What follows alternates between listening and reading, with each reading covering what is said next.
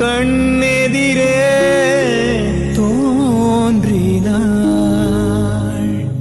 வீட்ல இல்லையா? ஆமாங்க ஐயா, ஒருவேளை வெளியில கார்டனுக்கு தண்ணி அடிச்சாலும் அடிச்சிட்டு இருப்பாங்க. சரி, பார்த்து சொல்லு, நான் வெயிட் பண்றேன். சரிங்க ஐயா, லைன்ல இருங்க.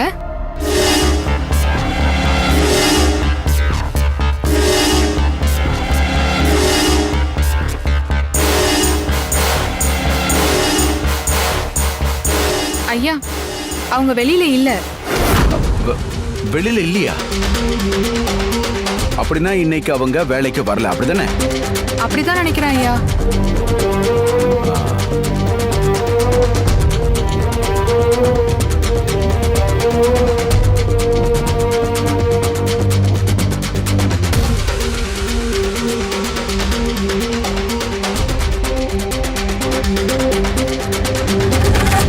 ஐயா ஐயா, கமலமா இருக்காங்க. இருக்காங்களா? ஆமாங்க ஐயா. கொஞ்சம் இருங்க, நான் உங்ககிட்ட போய் போன் கொடுக்குறேன். இல்ல வேணாம் வேணாம் வேணாம், போன் எல்லாம் கொடுக்க வேண்டாம். இங்க ருத்ராமா வந்துட்டாங்க. நான் இப்ப வீட்டுக்கு தான் வரேன். வந்து நேர்ல அவங்க கிட்ட பேசிக்கிறேன். நான் போன் பண்ணதா எதுவும் அவங்கள்ட்ட சொல்லிக்க வேண்டாம். சரிங்க ஐயா. அவ அங்க இருக்கான்னா கமலாவும் இல்ல. அது சரி, ருத்ராமா யாரை பார்க்க வந்தா நமக்கு என்ன? கன்ஃபார்ம்டா கமலாவை மட்டும் பார்க்க வரல, அது தெரிஞ்சு போச்சு. இது தெரியாம நாம டென்ஷன் ஆயிட்டோம்.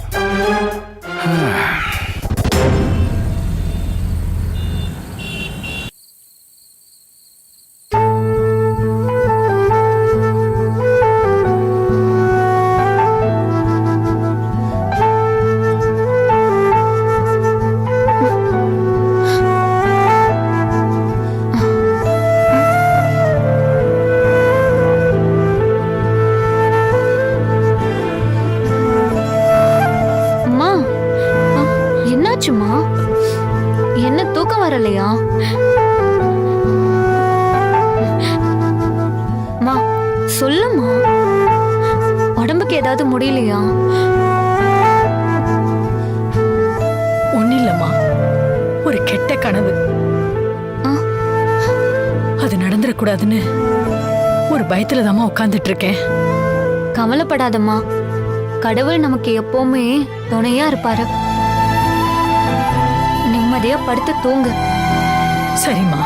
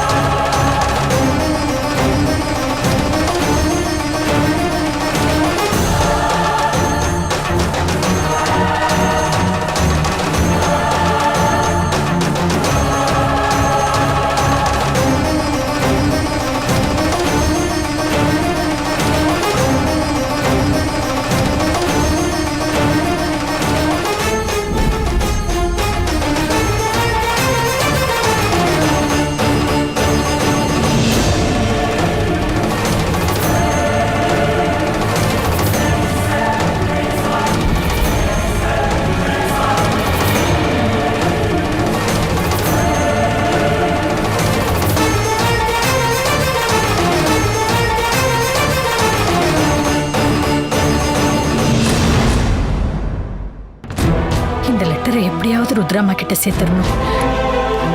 அதுக்கப்புறம் அவங்க எனக்கு என்ன தண்டனை கொடுத்தாலும் சரிதான். ஆனா அந்த அம்மா வீட்லயே வேலையை செஞ்சுக்கிட்டு அவங்க உப்பையே தின்னுட்டு பணத்தாசை பிடிச்சி இவ்வளவு பெரிய துரோகத்தை செஞ்ச அந்த ரத்தினம், அவனோட கேவலமான எண்ணம் இனியும் நிறைவேறவே கூடாது. எல்லாருக்கும் நல்லது நினைக்கிற சக்தியும் ருத்ராமாவும் ஒன்னா தாயும் பிள்ளையுமா நல்லா வாழணும். இந்த லெட்டர் ருத்ராமா கையில கிடைச்ச அடுத்த நிமிஷமே சக்திக்கு விடிவு காலம் ஆரம்பிச்சிடும். அப்பனுக்கு தப்பாம பிறந்திருக்கிற அந்த அனிதாவோட மோசமான குணத்துக்கும் அவளுக்கும் அவ அப்பனுக்கும் சேர்ந்தே வாழ்நாளெல்லாம் தண்டனையா கிடைக்கும்.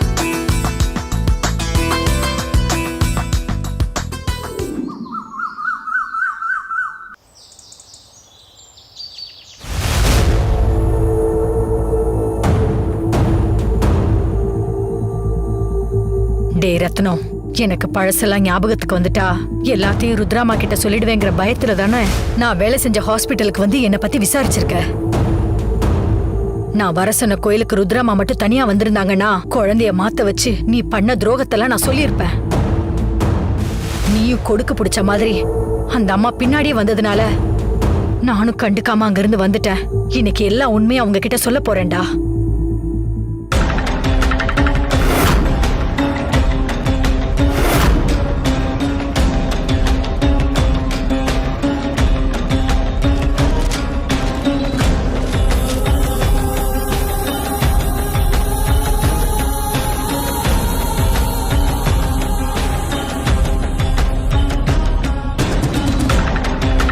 கமலா,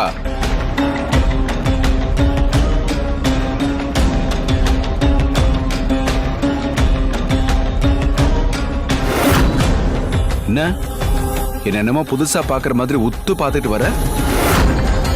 என்ன உனக்கு அடையாளம் தெரியுதா? ஏன் அடையாளம் தெரியாது? நீங்க ருத்ராமாவோட டிரைவர் ரத்னம். நான் தான் உங்களை 3 மாசமா பாத்துட்டு இருக்கனே. ஆனா நீங்க தான் எனக்கு பழைய விஷயம்லாம் ஞாபகம் இருக்கான்னு அப்பப்ப டெஸ்ட் பண்ற மாதிரி தெரியுது.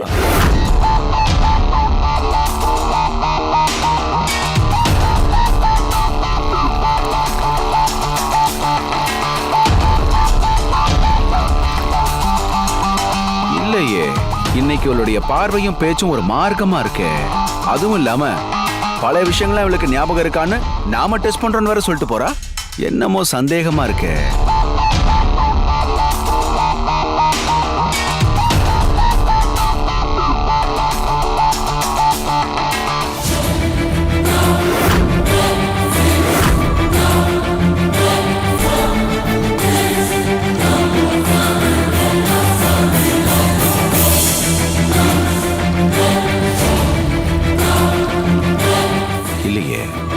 இவகிட்ட ஏதோ ஒரு மாறுதல் தெரியுது. நாம ரொம்ப எச்சரிக்கையா இவளை கண்காணிக்கணும்.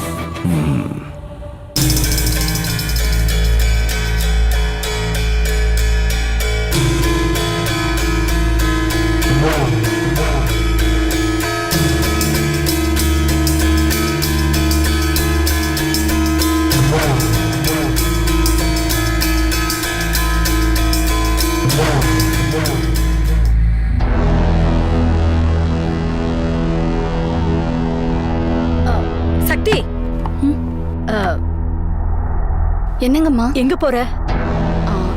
ருத்ராமா ரூமை கிளீன் பண்ண போறேம்மா. பிரியா கிச்சன்ல தான் இருக்கான். நீங்க அங்க போய் வேலையை பாருங்க. இல்ல சக்தி, நான் போய் அம்மா ரூமை கிளீன் பண்றேன். நீ போய் கிச்சன் வேலையை பாரு. குடு. அம்மா, நீங்க அவ்வளவு தூரத்துல இருந்து வந்திருக்கீங்க. வந்ததும் வராததுமா கஷ்டமான வேலையை செய்யணுமா? நீங்க கிச்சனுக்கு போங்கம்மா. நீ எனக்கு லேசான வேலையை கொடுத்து கொடுத்து என்ன சோம்பேறி ஆக்கிட்ட. கொஞ்சம் கஷ்டமான வேலைய நம்மளாலே செய்ய முடியாதோன்னு எனக்கே சந்தேகம் வந்துருச்சு. நானும் ஆரோக்கியமா தான் இருக்கேன். என்னாலே எல்லா வேலையும் செய்ய முடியும். இன்னைக்கு நான் தான் ருத்ராமா ரூமை கிளீன் பண்ண போறேன். என்கிட்ட கொடு. அதுக்கு இல்லம்மா, ருத்ராமா பூஜையில இருக்காங்க. அவங்க வரதுக்குள்ள ரூமை சீக்கிரமா கிளீன் பண்ணணும். அதனால நானே பண்ணிக்கிறேன். சக்தி, நானும் சீக்கிரமே மாப் போட்டு கிளீன் பண்ணிடுவேன். எங்க வீட்டு வேலையை கூட நான் தானே செய்யறேன். நீ என்கிட்ட குடு சக்தி. சொன்னா கேட்கவே மாட்டேங்கிறீங்களேம்மா. சங்கடப்படாத சக்தி. நானே விருப்பப்பட்டு தானே இந்த வேலையை கேக்குறேன். நீ போ, நான் பாத்துக்கிறேன். இந்தாங்க. குடு சக்தி. இந்தா.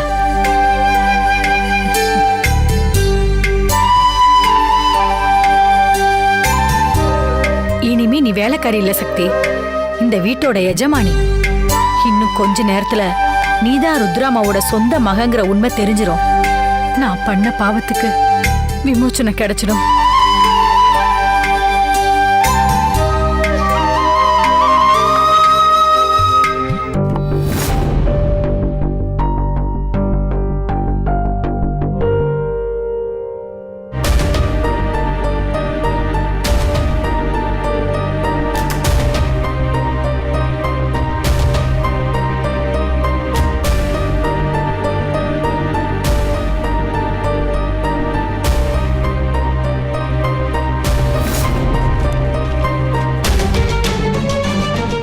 கடவுளே, இதுல நான் எவ்வளவு பெரிய உண்மை எழுதியிருக்கேன்னு உனக்கு நல்லாவே தெரியும். ருத்ராமா இதுல எழுதியிருக்கிறத புரிஞ்சுக்கிட்டு சக்தி அவங்களோட மகளா ஏத்துக்கணும். அந்த டிரைவர் ரத்னத்தையும் அனிதாவையும் இங்க இருந்து துரத்தணும். இது எப்படியாவது அவங்க படிச்சிடணும்பா.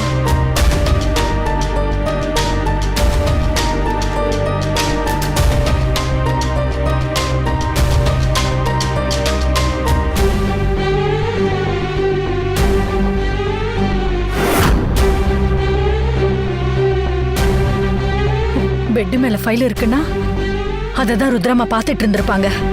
அதுக்குள்ளே இந்த லெட்டரை வச்சுட்டோம்னா ஃபைலை பார்க்கும்போது கண்டிப்பா இந்த லெட்டரையும் பார்த்துருவாங்க.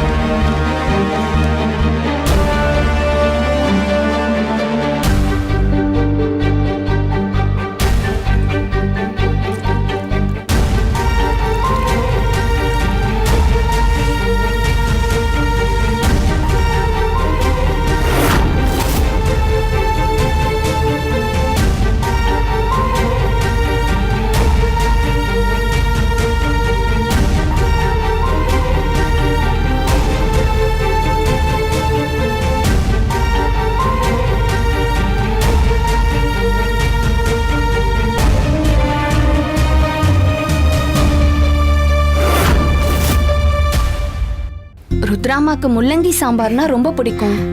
இன்னைக்கு அதே வச்சிடலாம் பிரியா. சரி சக்தி. அப்புறம் கூட்டு பொரியல் பண்றதுக்கு சௌச்சௌ கோஸ் இருக்கிறது போதுமா, இல்ல போய் வாங்கிட்டு வரட்டுமா? இருக்கிறதே போதும் சக்தி. நாளைக்கு தான் வாங்க வேண்டியது இருக்கும். நாளைக்கு அதே நாளைக்கு பாத்துக்கலாம். இன்னைக்கு எல்லாமே இருக்குல்ல? எல்லாமே இருக்கு. சரி, சாம்பாருக்கு எவ்வளவு பருப்பு போடணும்னு தெரியும்ல, அதை எடுத்து நல்லா கழுவி ஊற வச்சிரு. சரியா? சரி சக்தி.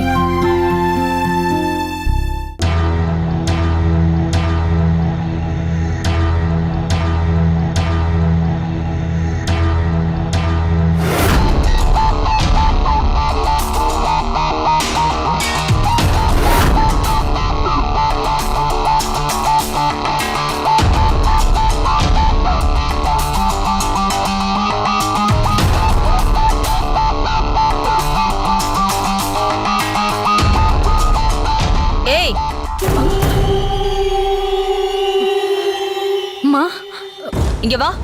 இந்த வரேம்மா.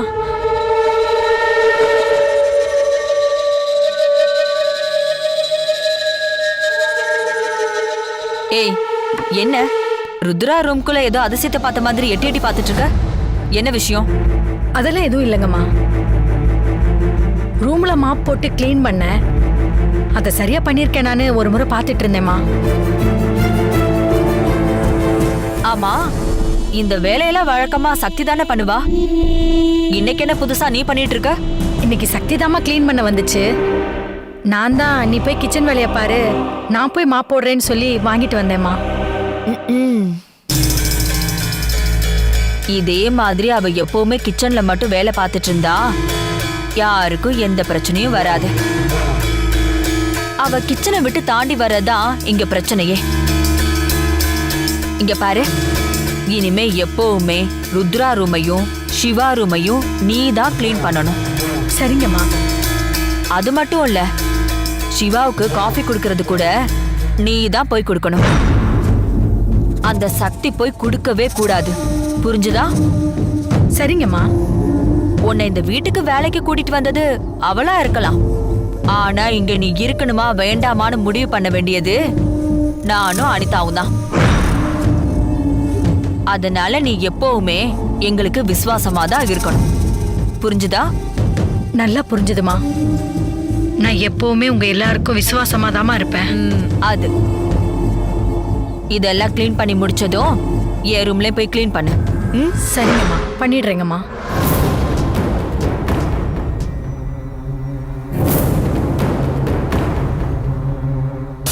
சக்தி இந்த வீட்டு வேலைக்கார பொண்ணு.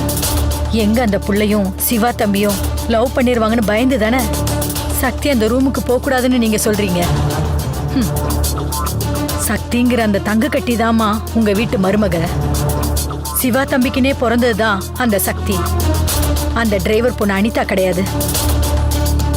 இன்னும் கொஞ்ச நேரத்துல உண்மை தெரியும் போது நீங்களே அந்த அனிதாவையும் ரத்தனத்தையும் அடிச்சு துரத்த போறீங்க. உங்க மருமக சக்திய கட்டி அணைச்சிக்க போறீங்க பாருங்க.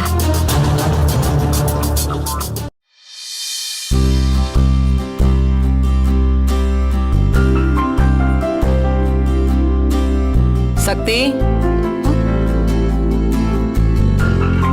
காஃபி எடுத்துட்டு வா. இதோ எடுத்துட்டு வரேங்கம்மா.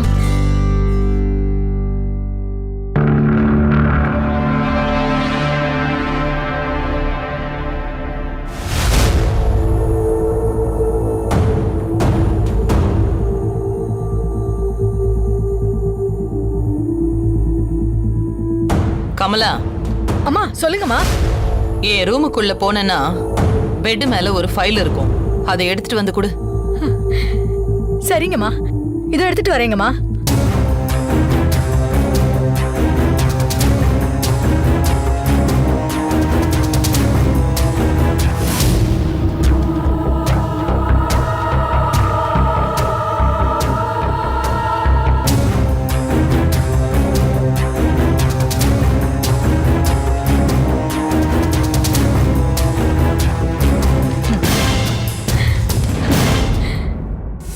இப்ப ருத்ராமா நிச்சயம் இதுக்குள்ள இருக்க லெட்டர் படிச்சிருவாங்க.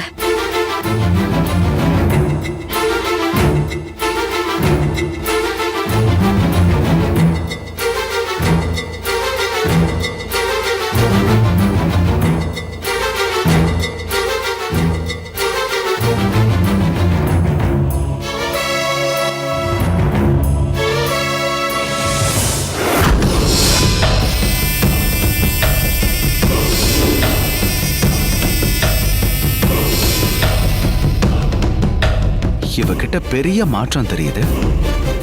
ஒருவேளை இவளுக்கு பழைய விஷயங்கள்லாம் ஞாபகம் வந்துச்சா? கவனிச்சு பார்க்கலாம்.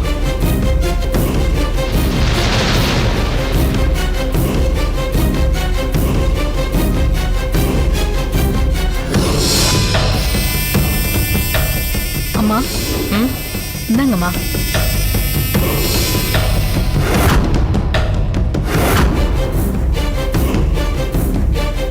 நீ போய் வேலையை பாரு.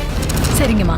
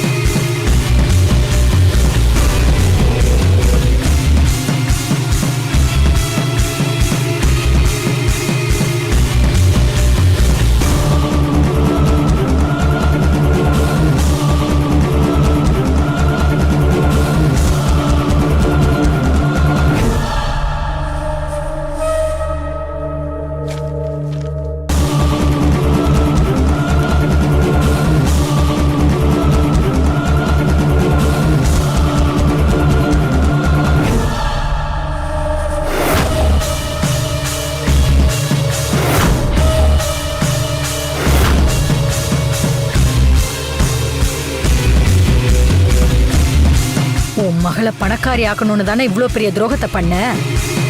இப்போ உன் பேராசையில மொத்தமா மண்ணு விழ போகுதுடா.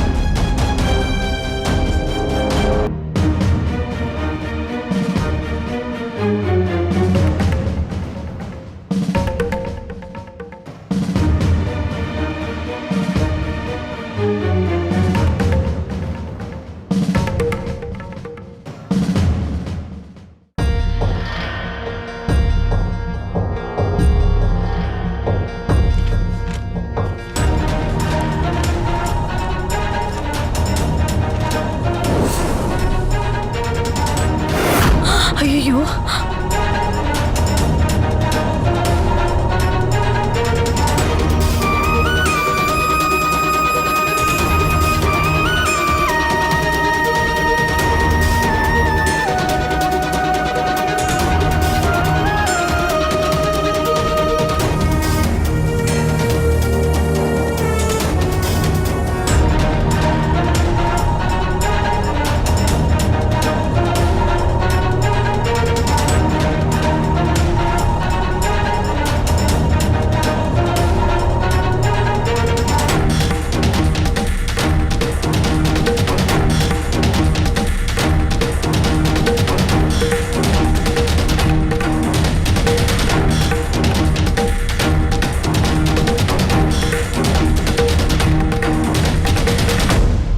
ருத்ராமா படிக்கிறதுக்கு அந்த லெட்டர் வச்சா யாருக்கு தெரியக்கூடாதுன்னு நினைச்சோமோ அந்த படுபாவே அந்த லெட்டரை எடுத்துட்டானே. அவன் மட்டும் அதை படிச்சுட்டான்னா அதுக்கப்புறம் அவனை காப்பாத்திக்கிறதுக்கு எந்த எல்லைக்கு வேணும்னாலும் போவான். இப்ப என்ன பண்றது?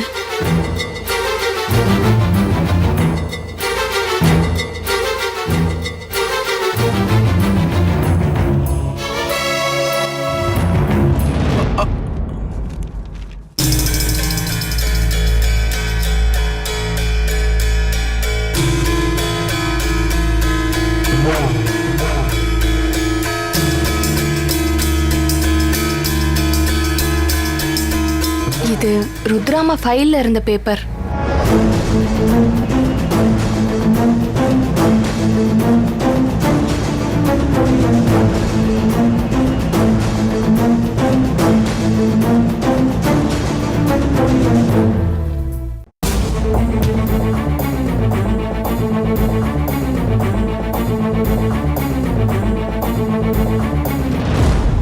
உண்மையிலேயே ரொம்ப சந்தோஷமா இருக்கு. இது என்னோட ரொம்ப நாள் கனவு. பெரிய மனசு பண்ணி நீங்க எதுக்கு ஒத்துக்கிட்டீங்க. ரொம்ப சந்தோஷம் sir.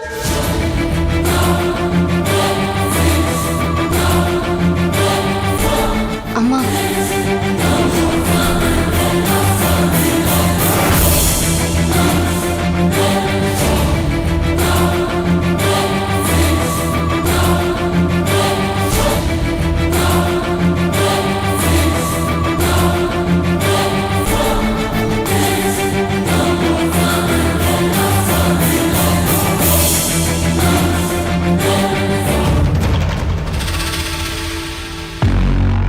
Thank you very much, sir. Yeah, sure.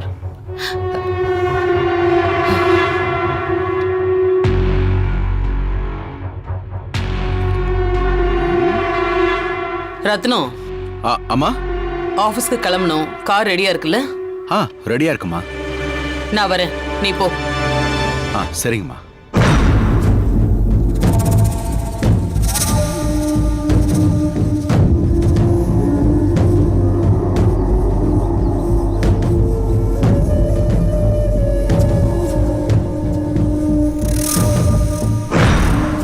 Kamala, இன்னுமா வெளியில மா போட்டுட்டு இருக்க? உள்ள வந்து மா போடு. இதோ வரேம்மா. ஹே சக்தி, என்னமோ பெரிய ஆபீசர் மாதிரி கையில ஃபைல்லாம் வச்சிருக்க. ஓ, அவ்வளவு பெரிய அப்பாட்டக்கறா நீ? ருத்ராமா இந்த ஃபைலை கொடுத்து ரூம்ல வைக்க சொன்னாங்க, அதான் எடுத்துட்டு போயிட்டு இருக்கம்மா. நீ ஒரு ஆணியும் கழட்ட வேண்டாம். அந்த ஃபைலை என்கிட்ட கொடுத்துட்டு நீ போய் ரூமை க்ளீன் பண்ற வேலையை பாரு. குடு. சரிங்கம்மா. என்ன சொறீங்கம்மா? அப்படியே ஒண்ணு போட்டனா போ. என்னடி முறைக்கிற? போ. வந்துட்டான் பெருசா ஃபைலை தூக்கிக்கிட்டு.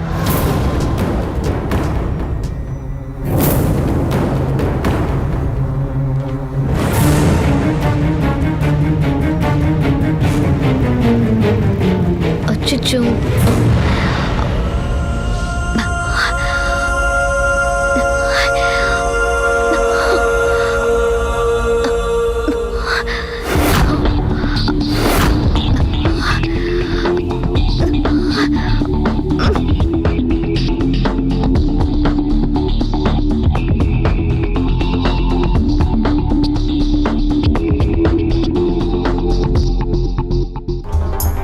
ஏய் அனி, உன்னை எங்கெல்லாம் தேடுறது? இங்க என்ன பண்ணிட்டு இருக்க? ஃபைல்ல இருந்து ஒரு பேப்பர் கீழே விழுந்துருச்சு அத்தை. அதை எடுக்க ட்ரை பண்ணிட்டு இருக்கேன். என் கைக்கு எட்டவே மாட்டேங்குது. அதுக்கு ஏன் அனிதா நீ சிரமப்பட்டுட்டு இருக்க? அதை கண்டிப்பா எடுத்தே ஆகணும் அத்தை. ஃபைல்ல இருந்து விழுந்திருக்குன்னா அது நிச்சயமா முக்கியமான பேப்பரா தான் அத்தை இருக்கும். அதை எடுக்க கூடாதுன்னு சொல்லல அனி. அதுக்கு ஏன் நீ கஷ்டப்படணும்? அதான் அந்த வேலைக்காரி சக்தி இருக்கால, அவளை கூப்பிட்டு எடுன்னு சொன்னா எடுத்து கொடுத்துட்டு போறா. இந்த மாதிரி வேலையெல்லாம் அவளைதான் செய்ய சொல்லணும், நீ செய்யக்கூடாது. இரு வர.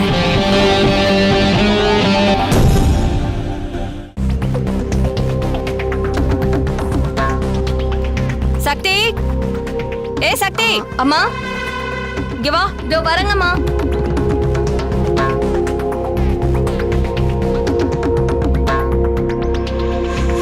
சொல்லுங்கம்மா. மேல ருத்ரா ரூமுக்கு வா.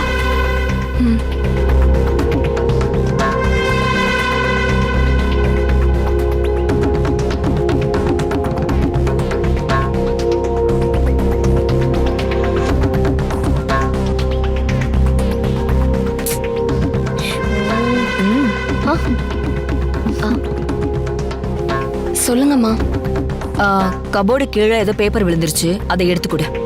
நீ இப்படி வா மருமகளே.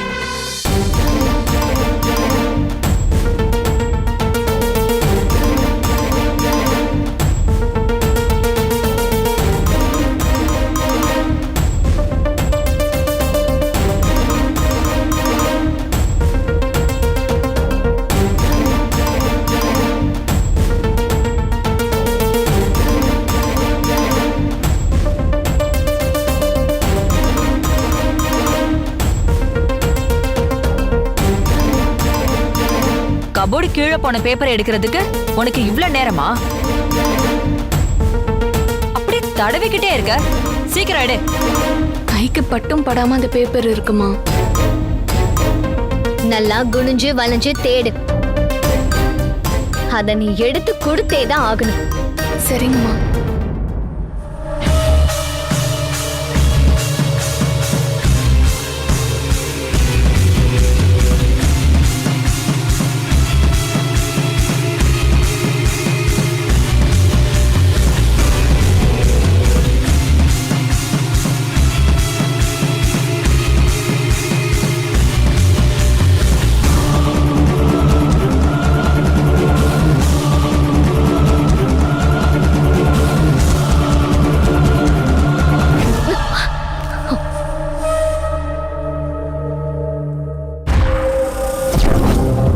வேலை என்னமோ அதை மட்டும் பாரு.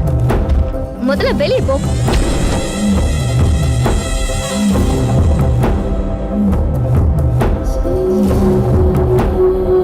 அடிக்கடி இவளை இப்படி வளைச்சு நெளிச்சு வேலை வாங்கிக்கிட்டே இருக்கணும்.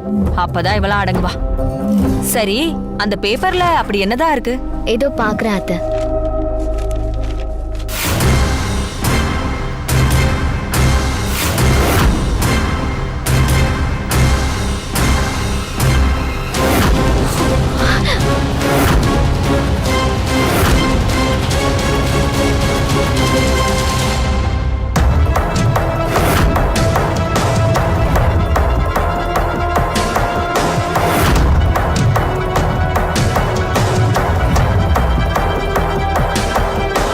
விளக்கு 5, திரி 20 கட்டு, அம்மனுக்கு பெரிய மாலை, உதிரிப்பூ. என்ன அத்தை இது இப்படி எழுதிருக்கு? இது தெரியலையா உனக்கு? போன விளக்கு பூஜைய அந்த வேலைக்காரி தான் பொறுப்பெடுத்து எல்லாத்தையும் பண்ணா. அப்ப எழுதின லிஸ்ட் தான் இது எல்லாமே. அந்த லிஸ்ட் தான் அத்தை. அது முடிஞ்சு எவ்வளவு நாள் ஆச்சு? அது எப்படி அம்மாவோட ஆபீஸ் ஃபைலுக்கு வந்தது? அத நீ உன் அம்மா கிட்ட தான் போய் கேட்கணும். இதை எடுக்கிறதுக்கு வேற நீ கீழே குனிஞ்சு தடவுன்னு தடவிட்டு இருந்த. அதை கிழிச்சு குப்பை தொட்டியில போடுச்சு வா.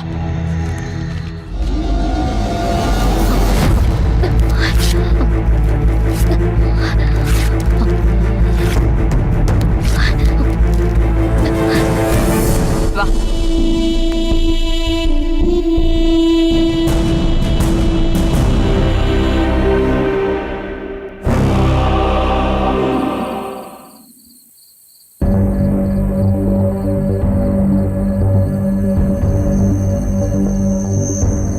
கடவுளே, அந்த பாவி ரத்னம் எந்த நோக்கத்துக்காக தான் பெத்த புள்ளையவே மாத்தி வச்சானோ அந்த எண்ணத்துக்கே நான் முற்றுப்புள்ளி வைக்கிற மாதிரி நான் ருத்ராமா கிட்ட உண்மையை லெட்டர்ல எழுதி வச்சுட்டு வந்துட்டேன். ருத்ராமா விஷயம் தெரிஞ்சுக்கிட்டதும் கண்டிப்பா ரத்னத்தை சும்மா விட மாட்டாங்க. அந்த விஷயம் வெளியே வந்துச்சுன்னு தெரிஞ்சாலே அது ஏன் மூலமா தான் வந்திருக்கும்னு ரத்னத்துக்கு நல்லாவே தெரியும். ருத்ராமா அவனை எதுவும் செய்யறதுக்கு முந்தி அவன் என்னையும் என் பொண்ணையும் எதுவும் செஞ்சிடாம நீதான் காப்பாத்தணும்.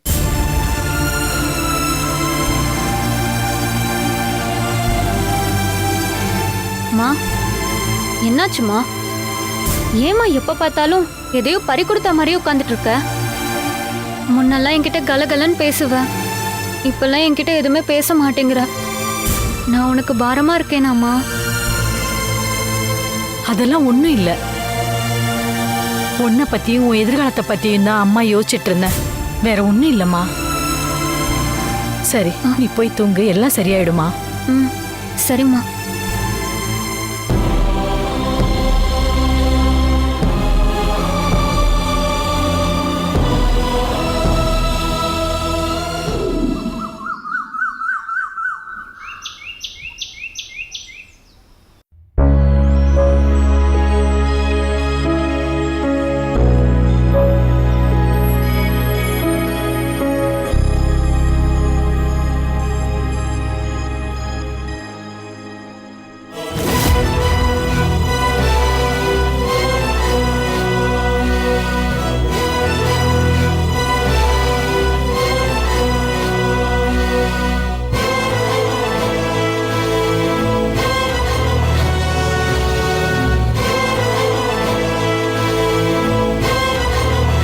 நேத்து நைட்டு எப்படி அந்த ஃபைல்ல இருந்த லெட்டர் படிச்சு சக்தி தான் அவங்க உண்மையான பொண்ணுன்னு தெரிஞ்சிருப்பாங்கன்னு ஆர்வமா வந்தோம். ஆனா இங்க அந்த டிரைவர் பொண்ண மடியில படுக்க வச்சு தலைய கோதி விட்டுட்டு இருக்காங்களே. அப்படின்னா அவங்க இன்னும் அந்த லெட்டரை படிக்கல போல.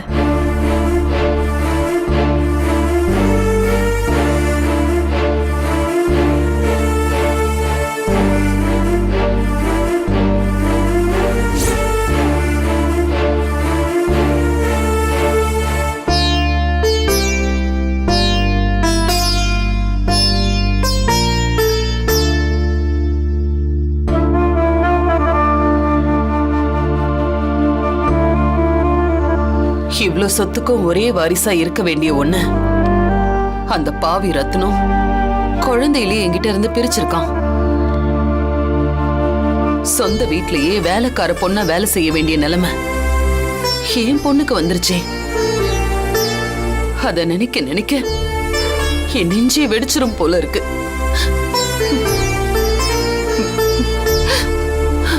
அம்மா அம்மா, இதுக்காக நீங்க ஏன் அழறீங்க? நான் நம்ம வீட்டுல தானம்மா வேலைக்காரியா இருந்தேன். நான் வேற எங்கேயும் போய் வேலை பார்க்கலையே. நான் என் அம்மாக்கு தானே பணிவிடை செஞ்சேன். அப்பவும் நீங்க என்ன வேலைக்காரி மாதிரியா நடத்துனீங்க? உங்க சொந்த பொண்ணு மாதிரி தானே பாத்துக்கிட்டீங்க. ரத்னம் என்ன உங்ககிட்ட இருந்து பிரிச்சாலும் சொந்த அம்மாவுக்கு பக்கத்திலேயே இருந்து அவங்களுக்கு வேண்டியதை பண்ணி கொடுக்கற பாக்கியத்தை கடவுள் எனக்கு ஏற்படுத்தி கொடுத்ததை நினைச்சு நான் எவ்வளவு சந்தோஷமா இருக்கேன் தெரியுமா? நீங்க என்னமோ அழுதுகிட்டே இருக்கீங்களே, என் மனசுக்கு எவ்வளவு கஷ்டமா இருக்கு தெரியுமா? அதான் இப்போ நான் உங்க கூட சேர்ந்துட்டேன்ல, இனிமே நீங்க நடந்ததை நினைச்சு அழக்கூடாது. எப்பவும் சிரிச்சுக்கிட்டே தான் இருக்கணும், சரிங்களா?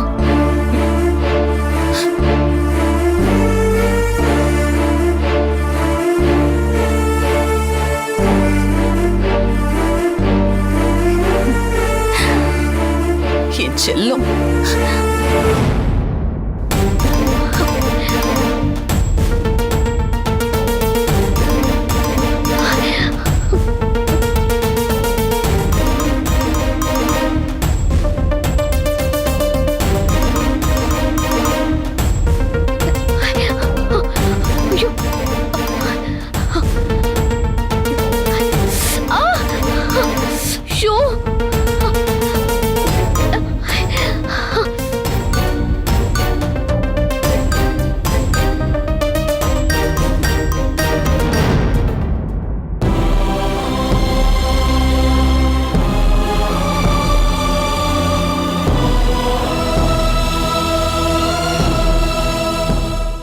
நாளைக்கு கம்பெனில ஆடிட்டிங் இருக்கு அனிதா. அது சம்பந்தமான ஃபைல்ஸ் எல்லாம் தான் இது. இந்த ஃபைல்ஸ் எல்லாம் நான் பார்க்கணும். நீ என் மடியில படுத்துக்கிட்டு எந்திரிக்கவே மாட்டேங்கிறியே, என்ன பொண்ணு நீ? நேத்து நைட் அந்த கனவு வந்ததுல இருந்து எனக்கு ரொம்ப பயமாவே இருக்கு மம்மி. கனவெல்லாம் நிஜத்துல நடக்காதுமா. அதையெல்லாமா நினைச்சு நீ பயந்துட்டு இருக்க? நீங்க சாதாரணமா சொல்லிட்டீங்க, ஆனா எனக்கு மனசு ரொம்ப திக்கு திக்குன்னு இருக்கு தெரியுமா?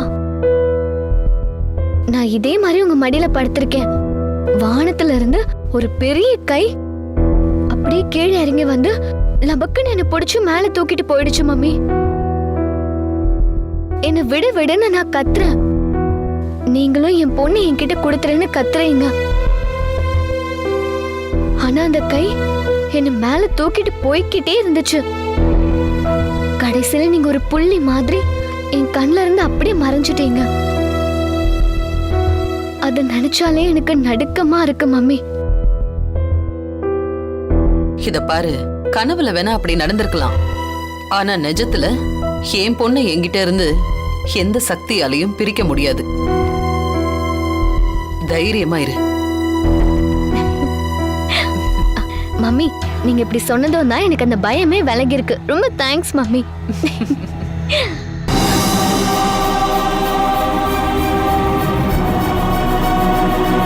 நீங்க இப்படி மடியில வச்சு கொஞ்ச வேண்டியது அவளை இல்லம்மா, சக்திய. அவதான் உங்க ரத்த வாரிசு. நான் அந்த ஃபைல்ல வச்சிருக்கிற லெட்டரை பார்த்திருந்தீங்கன்னா இப்ப எல்லாமே நான் நினைச்ச மாதிரி நல்லபடியா நடந்திருக்கும்.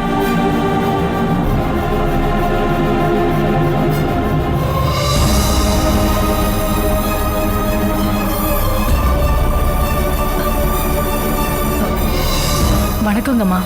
வா கமலா. நர்மதா காலேஜுக்கு போயிட்டாளா? போயிட்டாங்கம்மா.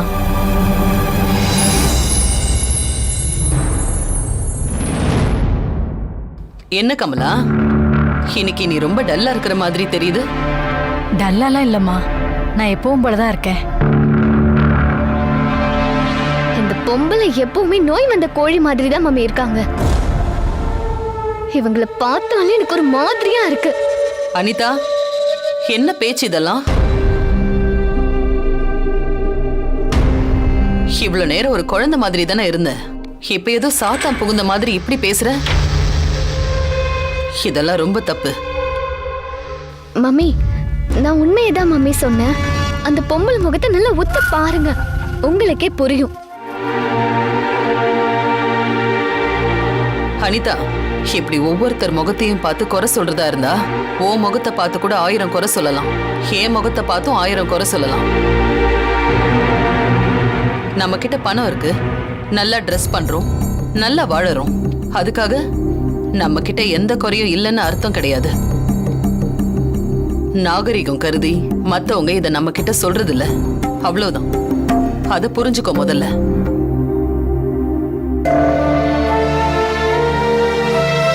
இவங்க இப்போவும் நேர்மையா வேலை பார்த்து தன்னோட பொண்ண நல்ல முறையில படிக்க வச்சு அவளுக்கு ஒரு நல்ல வாழ்க்கையை அமைச்சு கொடுக்கணும்னு தான் இங்க வந்து வேலை பார்த்துட்டு இருக்காங்க.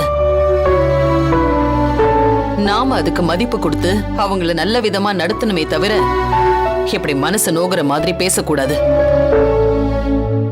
என் பொண்ணு இப்படி பேசுறது என் மனசுக்கு எவ்வளவு கஷ்டமா இருக்கு தெரியுமா?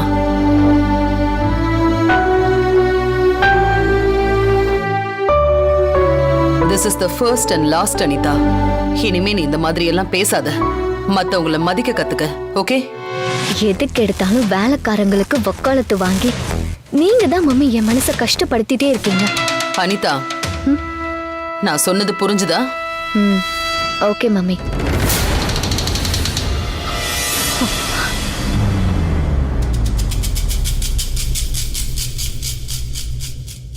அனிதா இப்படி பேசினது ஓ மனசை எவ்வளவு காயப்படுத்தி இருக்கும்னு எனக்கு தெரியும். சாரி கமலா. ஐயோ அம்மா, என்னங்கம்மா நீங்க போய் என்கிட்ட மன்னிப்பெல்லாம் கேக்குறீங்க? அனிதாம்மா சொன்னத நான் தப்பாவே எடுத்துக்கலாமா? சரி, நீ போய் வேலையை பாரு. சரிங்கம்மா.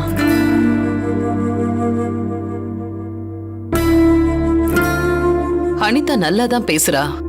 திடீர்னு ஏன் இப்படி மாறா? வேலைக்காரங்களை கண்டாவே அவளுக்கு பிடிக்க மாட்டேங்குது. அது ரொம்ப தப்பான விஷயம். முதல்ல அவ அதை மாத்திக்கணும்.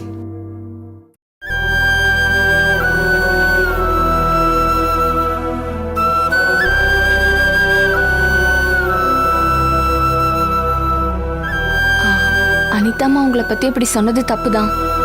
அவங்கள பத்தி உங்களுக்கு தெரியும்ல. எதையும் யோசிக்காம மத்தவங்க மனசு நோகுற மாதிரி பேசிடுவாங்க. நம்ம ருத்ராமாக்காக அதை பெருசுப்படுத்திக்காதீங்கம்மா. அந்த ரத்னத்தோட புத்தி அவளுக்கு அப்படியே இருக்கு சக்தி. நீ ருத்ராமாவோட பொண்ணு, அதனாலதான் அவங்களுக்கு இருக்கிற தங்கமான மனசும் இறக்க குணமும் உனக்கு அப்படியே இருக்கு. அம்மா அழாதீங்கம்மா. அனிதாம்மா அப்படி பேசினதுக்கு தான் ருத்ராமா உங்ககிட்ட மன்னிப்பு கேட்டாங்கல்ல. அது பெருசு பண்ணிக்காதீங்கம்மா. அம்மா எனக்கு வருத்தமா இருக்குமா. அதான் ருத்ராமா உங்க முன்னாடியே அவங்கள கண்டிச்சிட்டாங்கல்ல. இனிமே அவங்க உங்க மனசு சங்கடப்படுற மாதிரி பேச மாட்டாங்கம்மா. அழாதீங்கம்மா. நான் ரத்ன பொண்ணு என்ன அப்படி பேசிட்டாங்கிறதுக்காக நான் அழல சக்தி. இந்த ருத்ராமாவோட செல்ல மகளா செல்வ செழிப்போட இருந்திருக்க வேண்டிய உன்னை இப்படி வேலைக்காரியா ஆக்குனதுல எனக்கும் பங்கு இருக்கு. நான் உனக்கு பண்ண துரோகத்தை நினைச்சுதான் அழற சக்தி. நான் இவ்ளோ சொல்லியும் நீங்க சமாதானம் ஆகாம அழுதுகிட்டே இருந்தா எப்படிம்மா? இந்த வீட்ல அனிதா அம்மாவும் இந்துமதி அம்மாவும் கடுமையா நடந்துப்பாங்க. மத்த எல்லாரும் ரொம்ப நல்லவங்கம்மா. உங்க பொண்ணு ஆறுதல் சொன்னா கேப்பீங்க தானே? என்ன உங்க பொண்ணா நினைச்சுக்கோங்கம்மா. நான் எப்பவும் உங்களுக்கு பக்க பலமா இருப்பேன். தைரியமா இருங்க. சரி சக்தி. சரின்னு சொன்னா மட்டும் பத்தாது. முதல்ல கண்ணீரை தொடச்சிட்டு என்னை பார்த்து சிரிங்க. அப்பதான் எனக்கு நிம்மதியா இருக்கும்.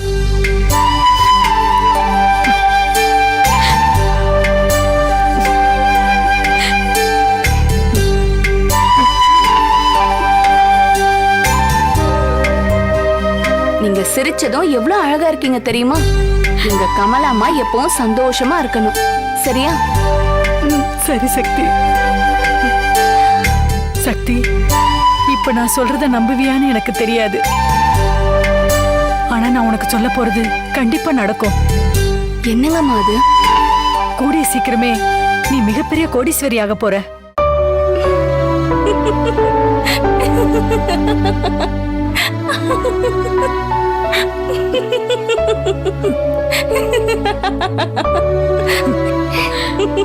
ஐயோ, என்ன சக்தி சிரிக்கிற? நான் சொல்றதுல உனக்கு நம்பிக்கை இல்லையா? நான் ஏற்கனவே கோடீஸ்வரி தாம்மா. அது தெரியாம நான் இனிமே தான் கோடீஸ்வரி ஆக போறேன்னு சொன்னீங்கல்ல, அதுக்காக தான் சிரிச்சேன்.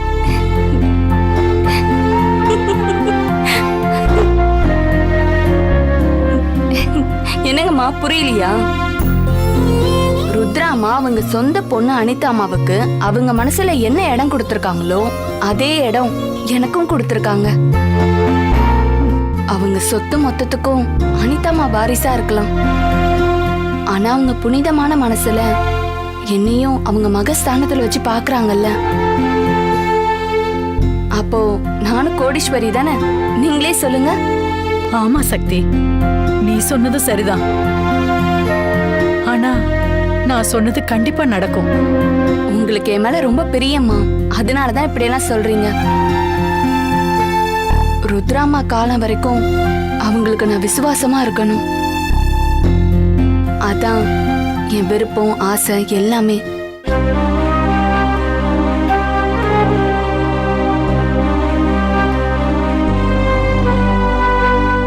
சரிங்கம்மா, நான் மொட்டை மாடியை பெருக்கி சுத்தம் பண்ண வேண்டியது இருக்கு, போயிட்டு வரேன். சரிம்மா. உண்மையிலே நீ ருத்ராமாவோட பொண்ணுதாம்மா. அதான் அந்த அம்மா மனசுல நீ இடம் பிடிச்சிருக்க, உன் மனசுல அவங்க இடம் பிடிச்சிருக்காங்க. கடவுளே, எப்படியாவது இந்த பொண்ணுக்கு தெரிஞ்சாகணும். அருண், நம்ம புது மிஷினை லான்ச் பண்ற கொட்டேஷனை இதுல அப்லோட் பண்ணிருக்கேன். இதை நீங்க கிளியர் செக் பண்ணிட்டு ஹரியானாக்கு மெயில் பண்ணிருங்க. ஓகே சார், நான் மெயில் பண்ணிட்டு உங்களுக்கு அப்டேட் பண்றேன் சார். அப்புறம் அருண், நாளைக்கு அத்தைக்கும் எனக்கும் முக்கியமான மீட்டிங் இருக்கு, தெரியும்ல? தெரியும் சார். வழக்கமா மார்ச்ல பண்ற year ending purchase, sales, vouchers எல்லாமே பிஃபோரா செக் பண்ற மீட்டிங் தானே சார்? யா, அது எவ்வளவு இம்பார்ட்டன்ட் மீட்டிங்னு தெரியும்ல? இது நாள் வரைக்கும் கம்பெனியோட ஆடிட்டிங் எப்படி ப்ராப்ளமே இல்லாம கிளியரா போய்கிட்டு இருக்கோ, இனிமேலும் அதே மாதிரி தான் போகணும். So be careful. Yes sir, எனக்கு தெரியும். இந்த கம்பெனியோட வளர்ச்சியில உங்களோட பங்கு எவ்வளவு இருக்குன்னு ருத்ரா மேடம் எப்பவுமே சொல்லிக்கிட்டே இருப்பாங்க. நீங்க பண்ற பிளான்ல இருந்து அதை எக்ஸிக்யூட் பண்ணி எல்லாரையும் ஒருங்கிணைச்சு நம்ம கம்பெனி ஸ்டெப் பை ஸ்டெப்பா இன்டர்நேஷனல் லெவலுக்கு வளர்ந்துருக்கிற வர உங்க டெடிகேஷனை நான் பார்த்துக்கிட்டே இருக்கேன் சார். சிறு துரும்பும் பல்குத்த உதவுன்னு ஒரு பழமொழி இருக்கு இல்லையா? அது போலதான் கம்பெனிக்கு எந்தெந்த வகையில லாபங்கள் வருதோ அது எல்லாமே பல துரும்புகள் ஒன்னா சேர்ந்து கிடைச்சதுனால தான் இந்த அளவுக்கு முன்னேற்றம் வந்திருக்கு. இதை எப்பவும் தக்க வைக்கிறது தான் நமக்கான சவால். சரி அருண், நீங்க கிளம்புங்க. Okay sir. அப்புறம் அருண், அருணாச்சலம் செஞ்ச வேலையெல்லாம் இனிமே நீங்க செய்ய ஆரம்பிச்சா எனக்கு உதவியா இருக்கும். ஏன்னா இங்க அருணாச்சலத்துக்கு வேலை கொஞ்சம் ஹெவியா இருக்கு இல்லையா? நீங்க அவர்கிட்ட இந்த வேலையெல்லாம் கொஞ்சம் தெரிஞ்சுக்கிட்டு அப்படியே ஃபாலோ பண்ண ஆரம்பிச்சிருங்க. நானும் அவர்கிட்ட இன்ஃபார்ம் பண்ணிடுறேன். ஓகே சார், நான் கண்டிப்பா அவர்கிட்ட கத்துக்கிறேன். சரி அருண், அப்புறம் அத்தைக்கு நாளைக்கு பாண்டிச்சேரி கவர்மெண்டோட MOU இருக்கு.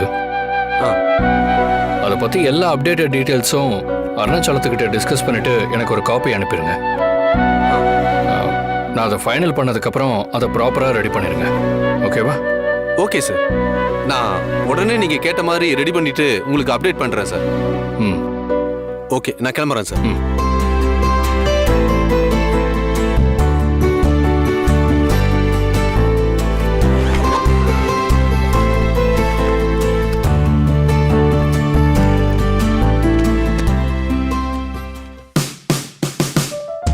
அருண், என்ன திவ்யா?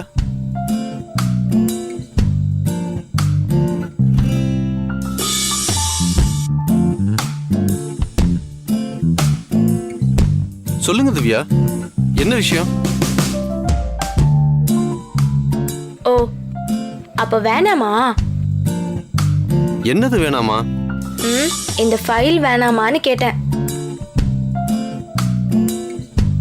கம்பெனியோட ஃபைல் உங்ககிட்ட இருக்கிறதுக்கு நிச்சயமா வாய்ப்பு இல்லை. இது கண்டிப்பா தேவையில்லாத ஃபைலா தான் இருக்கும். சோ இது எனக்கு வேண்டாம். உங்களோட கணிப்பு ரொம்ப ரொம்ப தப்பு அருண். உங்களுக்கு தேவையானது எதுவோ அது மட்டும்தான் உங்களை தேடி வரும். ஐ மீன், இந்த ஃபைலை நீங்க வாங்கி பார்த்தா தானே உங்களுக்கு சொந்தமானதா இல்லையான்னு தெரியும். அதுவும் உங்ககிட்ட கொடுக்கறதுக்காகவே ரொம்ப நாளா பெண்டிங்ல இருக்க ஃபைல். என்ன அருண் பார்த்துட்டு இருக்கீங்க? வாங்கி பாருங்க, அப்பதானே உள்ள என்ன இருக்குன்னு தெரியும்.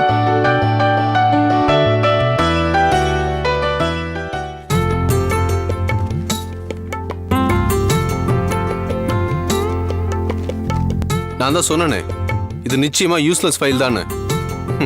பாருங்க, எம்டியா இருக்கு. இதை நீங்களே தூக்கி போட்டிருக்கலாம். மெனக்கெட்டு இதை என்கிட்ட கொடுத்து உங்க தகுதிக்கு தேவையில்லாத வேலையை பாக்குறீங்க. இந்தாங்க. அருண், நான் சுத்தி வளைச்சு பேச விரும்பல. என்கிட்ட என்ன பிரச்சனை உங்களுக்கு?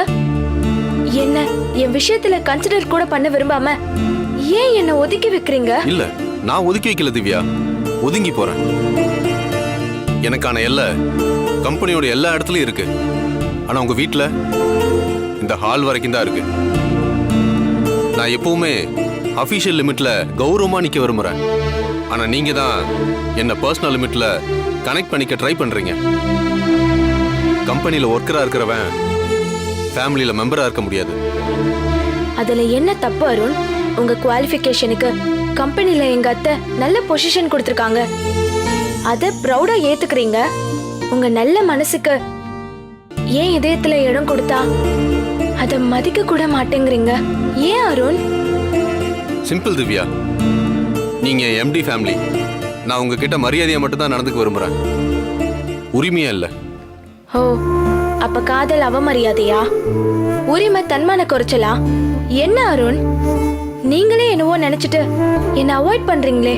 இங்க பாருங்க திவ்யா, எனக்கும் என் ஃபேமிலிக்கும் மரியாதைங்கிறது மதிப்பா கிடைக்கணும். இந்த தகுதி புகழுங்கிறதெல்லாம் தானாவே வரணும். தகுதியை தாண்டி அக்செப்ட் பண்ணிட்டு கேட்டு வாங்க கூடாது. இதுக்கு மேல உங்ககிட்ட கிளியரா கட் அண்ட் ரைட்டா சொல்ல முடியாது. ஒவ்வொரு தடவையும் நான் விலகிட்டு இருக்கவும் முடியாது. நான் புரிஞ்சும் புரியாமலாம் விலகி போகல. உங்க ஆசை நிறைவேற வாய்ப்பே இல்லைன்னு தான் விலகி போறேன்.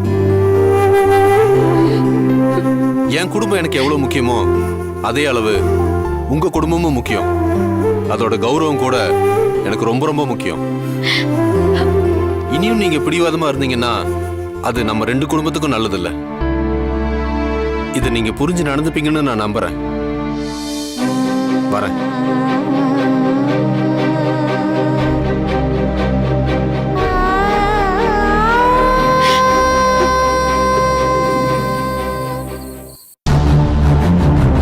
நாம எழுதி ஃபைல்ல வச்ச லெட்டரை ருத்ரமா எப்படி படிச்சிருவாங்கன்னு நம்பிக்கையா இருந்தோம்.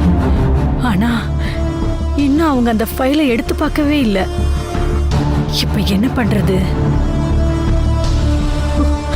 நம்மளுக்கு பழைய விஷயம்லாம் ஞாபகம் வந்துருச்சுன்னு தெரிஞ்சாலே ரத்னம் நம்ம கதையை முடிச்சிருவான். இந்த விஷயம் அவனுக்கு தெரியறதுக்குள்ள ருத்ராமா கிட்ட சக்தி தான் உங்க பொண்ணுங்கிற உண்மைய சொல்லியே ஆகணும்.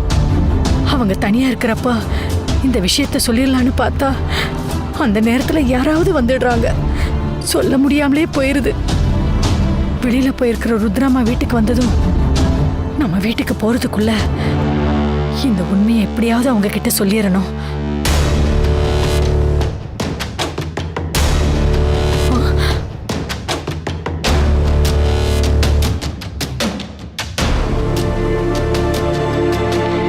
சொல்லுங்க அத்தை. சிவா எங்க இருக்க? வீட்டுக்கு தான் வந்துட்டு இருக்கேன். வீட்டுக்கு தான் வந்துட்டு இருக்கியா? ஆமா அத்தை.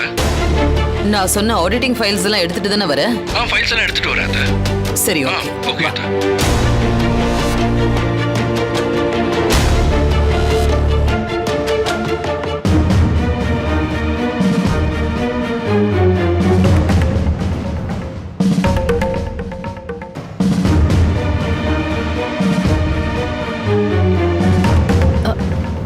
அம்மா, என்ன கமலா, வீட்டுக்கு கிளம்பல? இன்னும் இங்கேயே இருக்க? நேரமாச்சே, கிளம்ப வேண்டியதானே? உங்களை பார்த்துட்டு போறதுக்கு தாம்மா வெயிட் பண்ணிட்டு இருக்கேன். என்ன விஷயம் சொல்லு.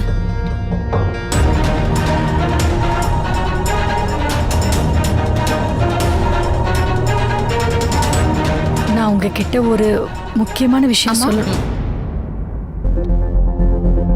என்ன பிரியா? போன வாரம் எங்க அம்மாக்கு டைஃபாய்டு காய்ச்சல்னு உங்ககிட்ட சொன்னேன். நீங்க தான் ஹாஸ்பிட்டல் செலவுக்கு பணம்லாம் கொடுத்து உதவி பண்ணீங்கம்மா. ஆமா, இப்ப அவங்களுக்கு எப்படி இருக்கு? ஆஸ்பத்திரிக்கு போயிட்டு வந்ததுக்கு அப்புறம் நல்லாதாம்மா இருந்தாங்க. இப்ப திரும்பவும் அதே மாதிரி காய்ச்சல் அடிக்குதுன்னு ஃபோன் பண்ணி சொன்னாங்கம்மா. அவங்கள ஆஸ்பத்திரிக்கு கூட்டிட்டு போக கூட ஆள் இல்ல, நான் தான் கூட்டிட்டு போகணும். அதனால நாளைக்கு ஒரு நாள் எனக்கு லீவ் வேணுமா? அது ஒண்ணும் பிரச்சனை இல்ல பிரியா, நீ தாராளமா லீவ் எடுத்துக்கோ. அவங்களுக்கு ஹெல்ப் பண்றதுக்கு ஆள் இல்லைன்னா நீ தானே போய் ஆகணும். கொஞ்ச நேரம் பொறுத்து என் ரூமுக்கு வா, நான் பணம் கொடுக்குறேன். அவங்கள நல்ல ஹாஸ்பிட்டல்ல கூட்டிட்டு போய் காட்டு. ஐயோ, பணம்லாம் எதுவும் வேணாமா. ஏற்கனவே ஹாஸ்பிட்டல் செலவுக்கு கொடுத்த பணத்தை சம்பளத்துல கழிக்க வேணாம்னு சொல்லிட்டீங்க. அந்த உதவியே போதுமா? அவசர தேவைக்காக கொடுக்கிற பணத்தை எல்லாம் உங்க சம்பளத்துல இருந்து என்னால எப்படி கழிக்க முடியும்? காலையில இருந்து ராத்திரி வரைக்கும் என் குடும்பத்துக்காக நீங்க எல்லாரும் எப்படி உழைக்கிறீங்க? அப்படிப்பட்ட உங்களையும் உங்க குடும்பத்தையும் நல்ல விதமா பாத்துக்க வேண்டியது என்னோட கடமை. அதத்தான் நான் பண்றேன். இந்த மாதிரி விஷயத்துக்கெல்லாம் நான் பணம் கொடுத்தா அதை தயங்காம வாங்கிக்கணும், புரிஞ்சுதா? சரிங்கம்மா.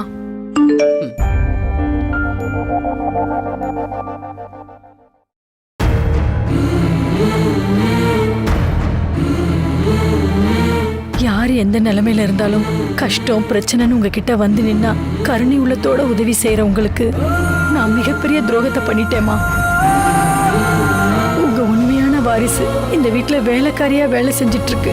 உங்களுக்கு வேலைக்காரியா இருக்க வேண்டிய ரத்னம் பொண்ணு உங்க வாரிசுன்னு சொல்லி ஆட்ட போட்டுட்டு இருக்கு.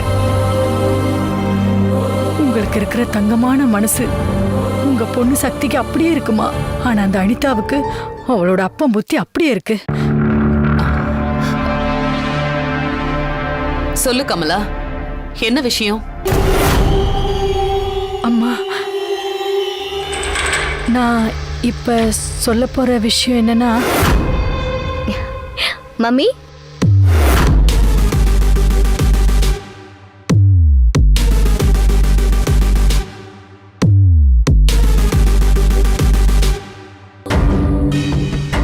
என்ன நீ? மம்மி, சிவா கிட்ட ஆடிட்டிங் ஃபைல் சம்பந்தமா பேசணும்னு சொன்னீங்களே, பேசிட்டீங்களா? பேசிட்டேன். ஆபீஸ்ல இருந்து சிவா ஃபைல் எடுத்துட்டு வந்துட்டு இருக்கான். ஓகே. கமலா, நீ ஏதோ சொல்லிட்டு இருந்தியே, என்னன்னு சொல்லு.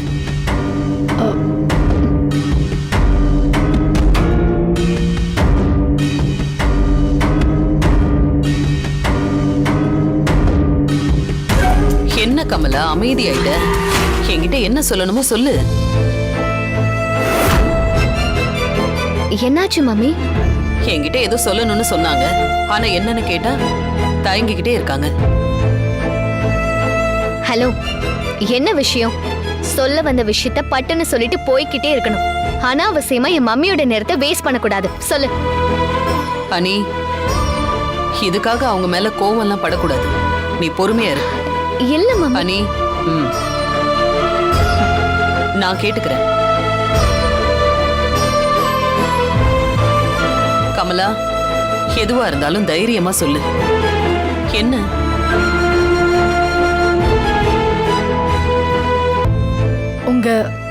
உங்க ஃபோன் நம்பர் வேணுமா? எதுக்காகவா நீ இவ்ளோ தயங்குன? நான் வேற என்னவோ ஏதோன்னு நினைச்சிட்டேன்.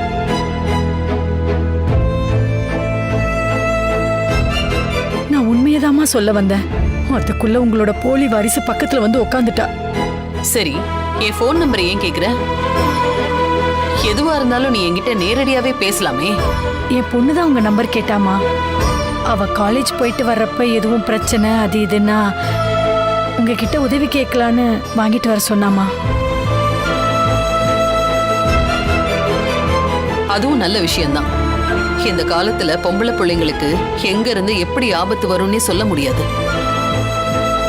என் நம்பர் அவகிட்ட இருக்கிறது நல்லதுதான்.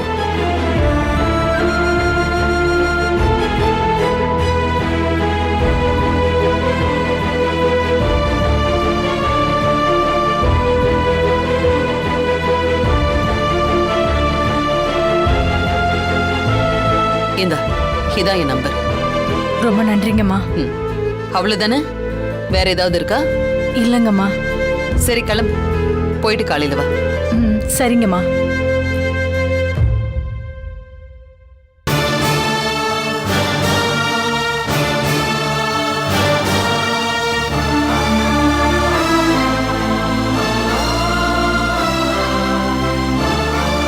என்ன ருத்ராணி, செடிக்கு தண்ணி ஊத்துறவ, சமைக்கிறவ, வீட கூட்டி பெருக்கி துடைக்கிறவளுக்கு எல்லாருக்கும் பர்சனல் நம்பரை கொடுத்துட்டு இருக்க? கமலா என்னோட ஃபோன் நம்பரை கேட்டு வாங்குறதுக்கு எப்படி தயங்குனாங்கன்னு நீங்க பாத்தீங்கல்ல நீ? அவங்க என்கிட்ட ஃபோன் நம்பர் வாங்கினாலும் எப்பவுமே எனக்கு கால் பண்ணிக்கிட்டே இருக்க போறாங்க? விடுங்க அண்ணி. என்ன ருத்ராணி இவ்ளோ சாதாரணமா சொல்ற? இந்த மாதிரி வீட்டு வேலை செய்யறவங்க எல்லாம் உன்கிட்ட பர்சனலா ஃபோன் பண்ணி பேசிக்க முடியுங்கிறது எப்படி சரியா இருக்க முடியும்?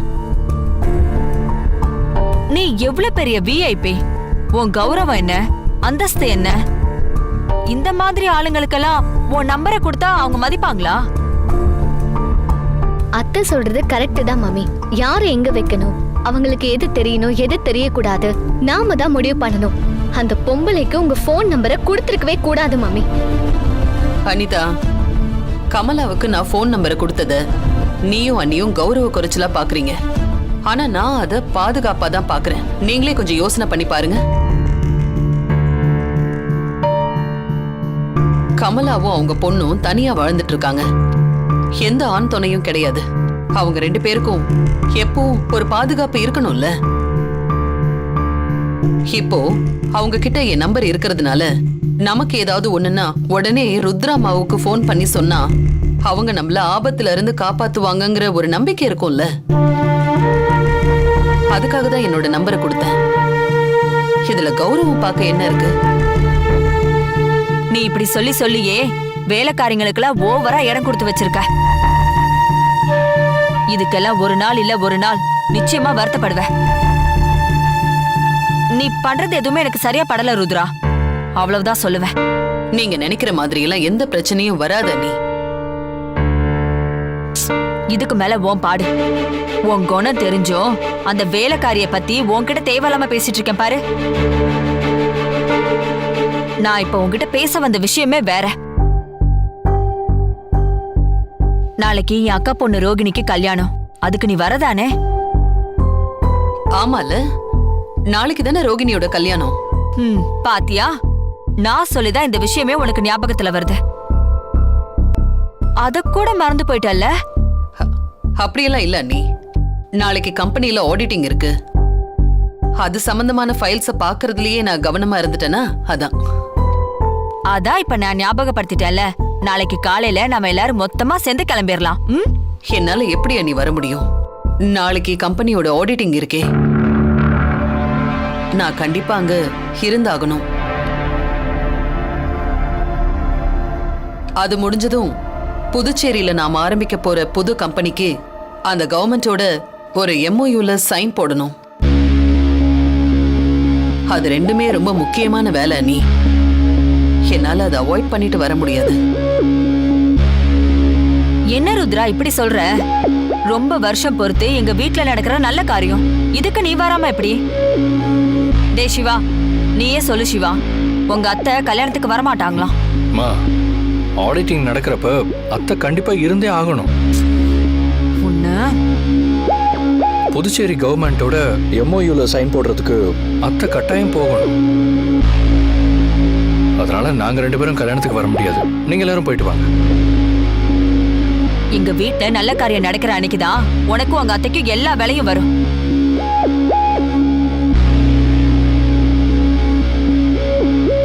கல்யாணத்துக்கு ருத்ராவும் நீ வருவீங்கன்னு அங்க எல்லார்கிட்டையும் நம்பிக்கையா நான் சொல்லிட்டேன். அவங்க எல்லாரும் ஆர்வமா அவங்கள தானே எதிர்பார்த்துட்டு இருப்பாங்க. இப்ப கடைசியில நீங்க 2 பேரும் வரலனா அவங்க மனசு எவ்வளவு கஷ்டப்படும்னு கொஞ்சமாவது யோசிச்சு பாத்தீங்களா? அவங்க எல்லாருக்கும் நான் என்ன பதில் சொல்றது? அங்க எனக்கு என்ன மரியாதை இருக்கும்? அம்மா, நானும் அத்தையும் என்ன வேணும்னேவா கல்யாணத்துக்கு வரக்கூடாதுன்னு அவாய்ட் பண்றோம். நாளைக்கு எங்களுக்கு எவ்வளவு முக்கியமான வேலை இருக்குன்னு தெளிவா சொன்னதுக்கு அப்புறமும் நீங்க இப்படி பேசினா எப்படிமா? புரிஞ்சுக்கோங்கம்மா. என்னத்தை புரிஞ்சுக்கிறது? நான் இந்த வீட்ல மதிப்பு மரியாதை இல்லாத மருமகளா இருக்கேன்னு அங்க இருக்கிற எல்லாரும் என்னை பத்தி நல்லா புரிஞ்சுப்பாங்க. என்னமோ செய்யுங்க.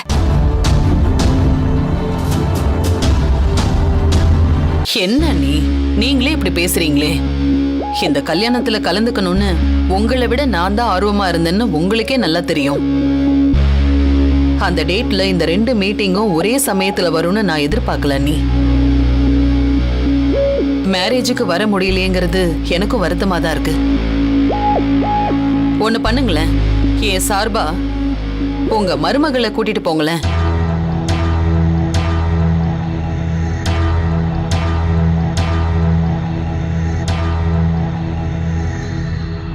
அப்பா, ருத்ரா வாயாலேயே உங்க மருமகளை கூட்டிட்டு போங்கங்கிற வார்த்தை வந்துருச்சு. அது வரைக்கும் சந்தோஷம். என்ன இன்னும் என் மேல வருத்தமா தான் இருக்கீங்களா? அதான் என் சார்பா என் மருமகளை கூட்டிட்டு போன்னு சொல்லிட்டியே, இதுக்கு மேல உன் மேல வருத்தப்படுறதுக்கு என்ன இருக்கு? நான் என் வீட்டு ஆளுங்க கிட்ட எல்லாம் சொல்லி நான் சமாளிச்சுக்கிறேன். நீங்க இங்க இருந்து உங்க வேலையை பாருங்க. அத்தை, நீங்க கேட்ட ஆடிட் ஃபைல்ஸ் எல்லாம் அதுல இருக்கு அத்தை.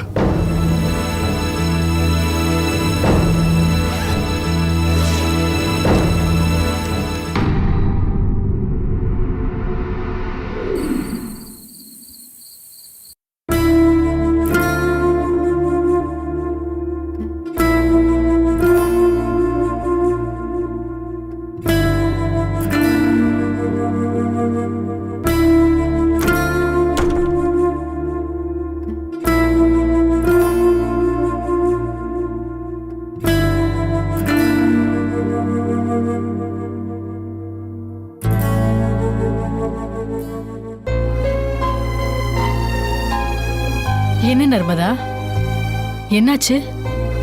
என்ன யோசிச்சுட்டு இருக்க? உடம்பு எதுவும் சரியில்லையா?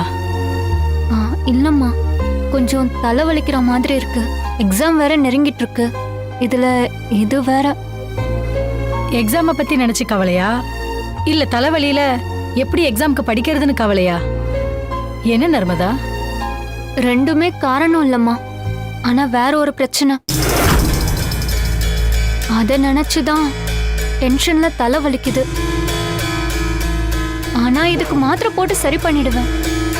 இதுக்கு காரணமான விஷயத்த எப்படி சரி பண்றதுன்னு தெரியல. என்ன விஷயமா? என்கிட்ட எதுவும் மறைக்க மாட்டியே. என்னதான் பிரச்சனைன்னு சொல்லு, நானும் தெரிஞ்சுக்கிறேன். காலேஜ்ல கொஞ்சம் பிரச்சனைமா.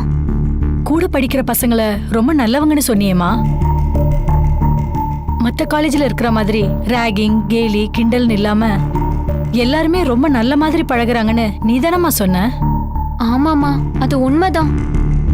என் கூட படிக்கிற ஒரு சிலரை தவிர ஆல்மோஸ்ட் எல்லாருமே நல்ல ஸ்டூடெண்ட்ஸ் தான்.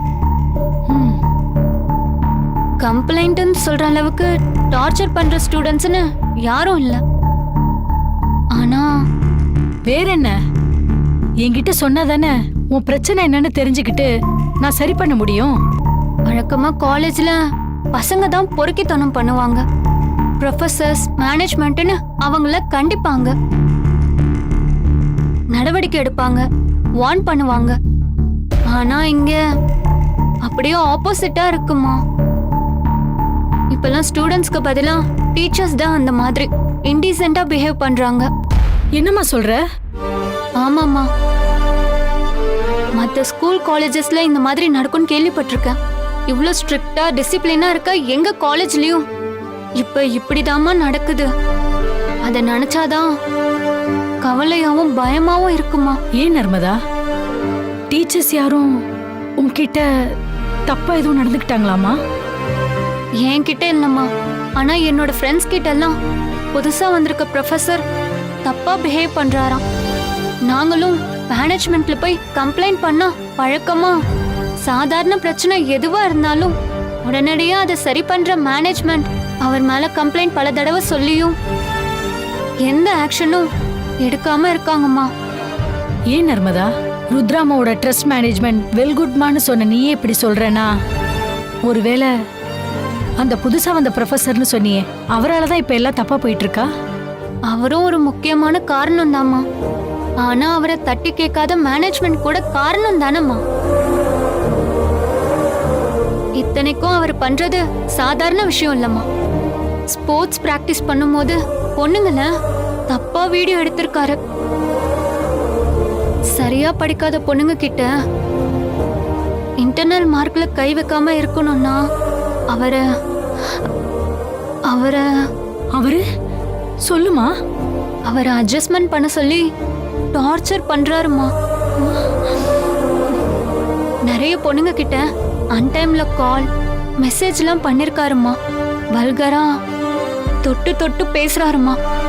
ஏமா இத பத்தி நீ ருத்ராமா கிட்ட சொல்லிருக்கலாம்ல. அவங்க நிச்சயமா இது மாதிரிலாம் நடக்குதுன்னு தெரிஞ்சா சரியானபடி தண்டிச்சிருப்பாங்க. மேற்கொண்டு இது மாதிரி நடக்காதபடி நிர்வாகத்துக்கு வான் பண்ணி சரி பண்ணிருப்பாங்க. வேண்டாம்மா, இதெல்லாம் பெரிய இடத்து விவகாரம்மா. நாம போய் சொன்னா ருத்ராமா எப்படி எடுத்துக்குவாங்கன்னு தெரியாது. ஒருவேளை அவங்களுக்கும் தெரிஞ்சே. ஏய், யார பத்தி என்ன பேசுற? உன் படிப்புக்கு மட்டும் இல்ல, உன்ன மாதிரி கஷ்டப்படுற நிறைய பேர் படிக்கிறதுக்கு உதவி பண்றது மட்டும் இல்லாம அவங்க பேரண்ட்ஸுக்கும் கம்பெனில வேலை போட்டு கொடுத்துருக்காங்க. அவங்கள போய் இப்படி மரியாதை இல்லாம பேசிட்டு இருக்க. இந்த விஷயம் நிச்சயமா அவங்க கவனத்துக்கு தெரியாம நடந்திருக்கும். யாரையும் புரிஞ்சுக்காம இருக்கிறது தப்பு நர்மதா. வாழ்க்கையில முதல் பாடமே மனுஷங்களை படிக்கிறது தான். யாரு நல்லவங்க யாரு கெட்டவங்கன்னு முதல்ல புரிஞ்சுக்கோ. பின்ன என்னம்மா, ஒரு சில மாசமாவே இது தொடர்ந்து நடந்துகிட்டே இருக்கு. ருத்ராமா வீட்ல வேலை செய்யறதுனால நீ அவங்கள விட்டு கொடுக்காம பேசுற. என் படிப்புக்கு உதவி செய்யறாங்கன்னு நானும் அவங்க மேல எவ்வளவு மரியாதை வச்சிருந்தேன். ஆனா அப்படி பல்லு மேல போட்டேன்னு வச்சுக்கோ. எப்பவும் எடுத்தேன் கவுத்தேன்னு பேசக்கூடாது. உனக்கு நான் எத்தனை முறை சொல்லியிருக்கேன். சின்ன பொண்ணா மட்டும் இரு. பெரிய மனுஷத்தனமான பேச்செல்லாம் பேச்சுல கூட இருக்கக்கூடாது. புரியுதா? நான் இத பத்தி ருத்ராமா கிட்ட பேசுறேன். நீ தேவையில்லாம கவலைப்படுறத நிறுத்திட்டு எக்ஸாமுக்கு படிக்கிறத போய் பாரு. ருத்ராமா கிட்ட சொல்லிட்டா போதும், எல்லாம் அவங்க பாத்துக்குவாங்க.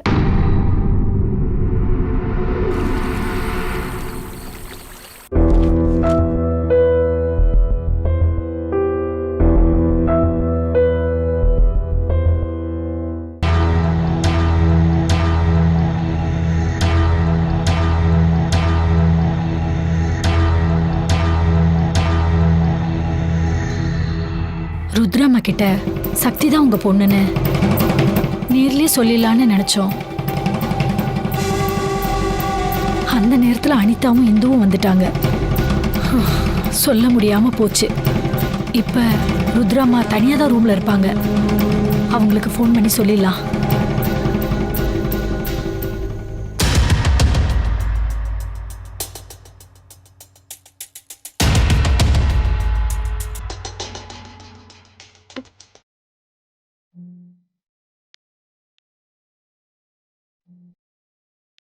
அன்னோன் நம்பர்ல இருந்து கால் வருது. யாரா இருக்கும்? உங்களுக்கே தெரியாம மிகப்பெரிய பொக்கிஷத்தை நீங்க பறி கொடுத்துட்டீங்க. அத பத்தின உண்மையை சொல்றதுக்காக தான் நான் உங்களை தனியாவே வர சொல்றேன். அத சொல்றதுக்கு தாமா நான் உங்களை வர சொல்றேன். இவ்ளோ நாளும் நீங்க யாரெல்லாம் உங்க சொந்தம்னு நம்புனீங்களோ அவங்கெல்லாம் உங்க சொந்தம் கிடையாது. ஒருவேளை நம்மளுக்கு கால் பண்ண அந்த லேடியா இருக்குமோ? ஹலோ,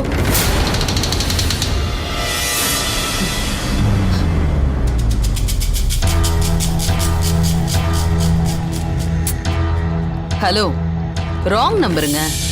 சரியான நம்பருக்கு கால் பண்ணி தகவலை சொல்லுங்க.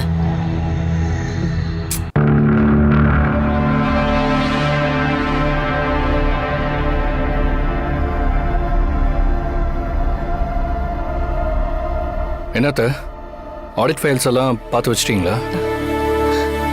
ஆல்மோஸ்ட் பார்த்துட்டேன் சிவா. இன்னும் 2 ஃபைல் தான் இருக்கு. நீ வந்து உட்காரு. பரவாயில்ல அத்தை, நீங்க பாருங்க.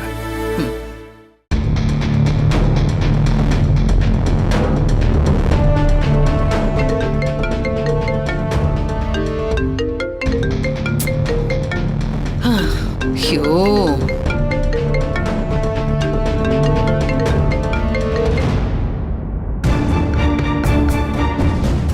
அத்தை? இப்பதான் ஒரு ஆளு அன்னோன் நம்பர்ல இருந்து ஃபோன் பண்ணி நாளைக்கு மாப்பிள்ளை வீட்டுக்காரங்க வராங்கன்னு கால் பண்ணா. அத ராங் நம்பர்னு சொல்லி கட் பண்ண. இப்ப திரும்பவும் வேற ஒரு அன்னோன் நம்பர்ல இருந்து கால் வருது. அப்படின்னா அதே ஆளுங்க தான் இன்னொரு நம்பர்ல இருந்து கூப்பிடுறாங்கன்னு நினைக்கிறேன். அந்த காலை கட் பண்ணி விட்டுருங்க. ம்.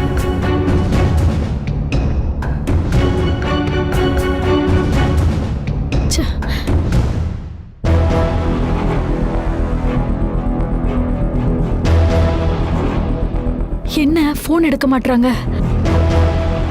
இன்னைக்கு உண்மையை சொல்லி ஆகணும்.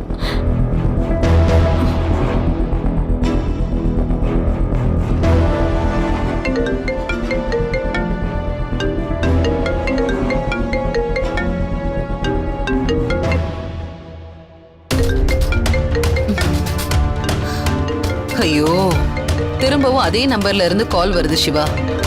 அத்தை, அந்த போனை என்கிட்ட கொடுங்க. அந்த நான்சென்ஸை 4 திட்டுனா தான் புத்தி வரும். கொடுங்க. வேண்டாம் சிவா. ராங் நம்பர்னு நாம சொன்னதுக்கு அப்புறமும் அவன் திரும்ப திரும்ப இதே நம்பருக்கு கூப்பிடுறானா அவனுக்கு செல்போனை பத்தின நாலேஜ் அவ்வளவுதான். அவனுக்காக நாம ஏன் டென்ஷன் ஆகணும்? நான் போனை சைலண்ட் மோட்லயே போட்டுடுறேன்.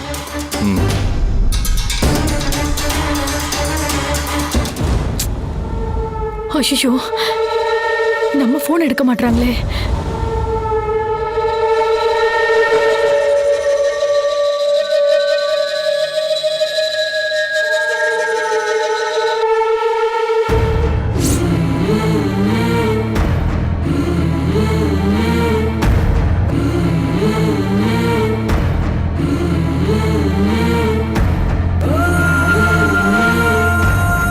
அம்மா போன் எடுங்கம்மா.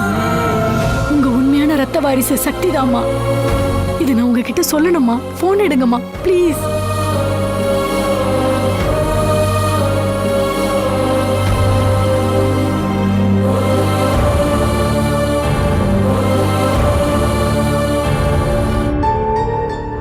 என்னது இது? போனே எடுக்க மாட்டாங்க. ஒரு வாட்டி கூட போன் எடுக்க மாட்டாங்க. என்ன பண்றது? ஆடிட்டிங் ஃபைல்ஸ்ல பெருசா எந்த கரெக்ஷனுமே இல்ல சிவா. சும்மா சின்ன சின்ன கரெக்ஷன்ஸ் தான் இருக்கு. அதெல்லாம் நான் பென்ல நோட் பண்ணி வச்சிருக்கேன். இதையெல்லாம் நீயும் ஒரு தடவை பாத்துக்க. இந்த ஃபைல் மட்டும் என்கிட்டயே இருக்கட்டும். இதை நான் இன்னொரு முறை பார்க்கணும். சரிங்க அத்தை. சரி அத்தை, நீங்க ரெஸ்ட் எடுங்க. காலையில பார்க்கலாம். ஓகே சிவா.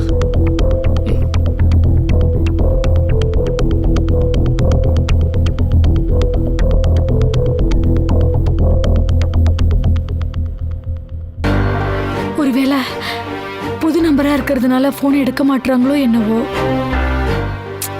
எத்தனை தடவை திரும்ப திரும்ப பண்ணாலும் நிச்சயம் எடுக்க மாட்டாங்க. நாளைக்கு யாரும் இல்லாத நேரமா பார்த்து அவங்க கிட்ட எல்லாம் உண்மையை சொல்லிடணும்.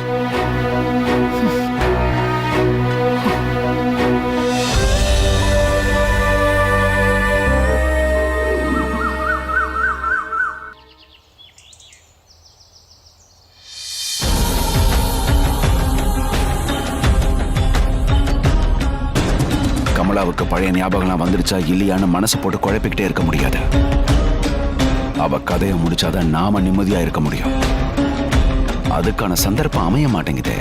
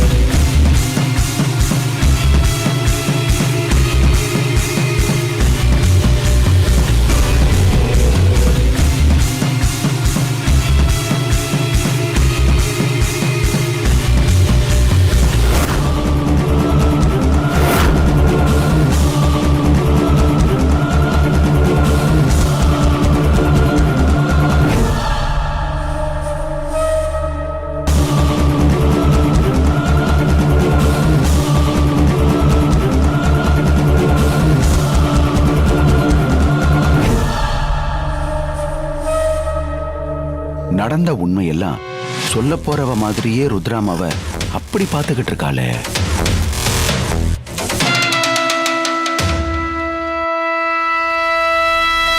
ஃபோன்ல எல்லா உண்மையும் சொல்லிடலான்னு நேற்று நைட்டு அத்தனை முறை ஃபோன் பண்ணியும் புது நம்பருங்கிறதுனால இவங்க எடுக்கவே இல்லை.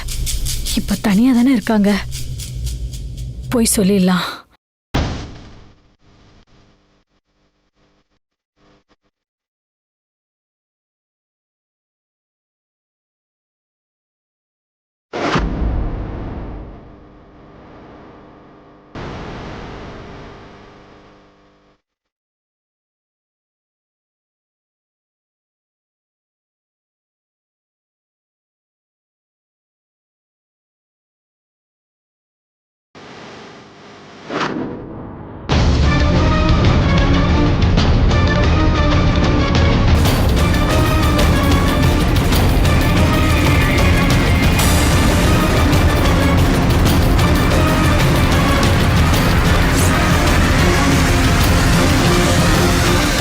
சக்தி ருத்ராமா கிட்ட வர்றதை பார்த்ததும் கமலா நின்னுட்டா.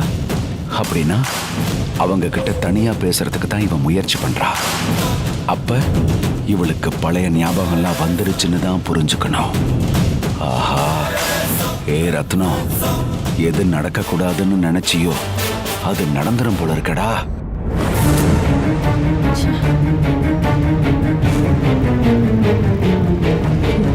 அம்மா, காஃபி. தேங்க்ஸ் சக்தி.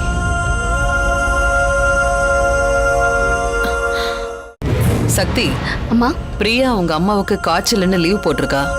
இன்னைக்கு நீயும் கமலாவும் தான் எல்லா வேலையும் பார்க்கணுமா? ஆமாங்கம்மா, அது ஒன்றும் சிரமம் இல்லை. சக்தி, இந்த வீட்ல எத்தனை பேர் வேலை பார்த்தாலும் நீ ஒருத்தி தானே ஓடி ஆடி எல்லா வேலையும் பாக்குற. அதனால யாரு இருந்தாலும் இல்லாட்டியும் உனக்கு சிரமமே தெரியாது.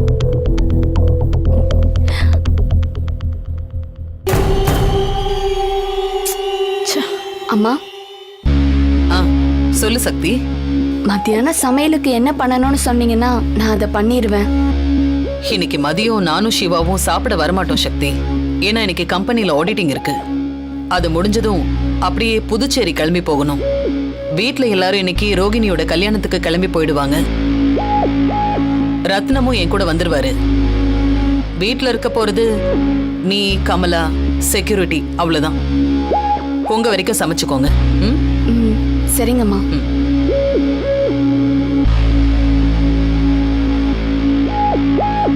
அப்புறம் இந்த மாசம் வீட்டுக்கு தேவையான மளிகை சாமான் வாங்கணுமா? அந்த லிஸ்ட் எல்லாம் எழுதி வச்சிட்டேன். இன்னைக்கு போய் நான் வாங்கிட்டு வந்துடுறேன். போயிட்டு சீக்கிரம் வந்துரு சக்தி.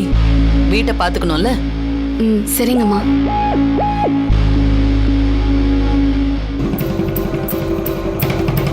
அம்மா, ஐயா, உங்களுக்கு டீ எடுத்துட்டு வரட்டுமா? நாங்க எல்லாரும் ஒரு நல்ல காரியத்துக்கு கிளம்பிட்டு இருக்கோம். இந்த நேரத்துல உன் கையால டீ வாங்கி குடிச்சிட்டு போனா விளங்குமா அது? போ அந்த பக்கம். வந்துட்டா டீ வேணுமான்னு கேக்குறதுக்கு.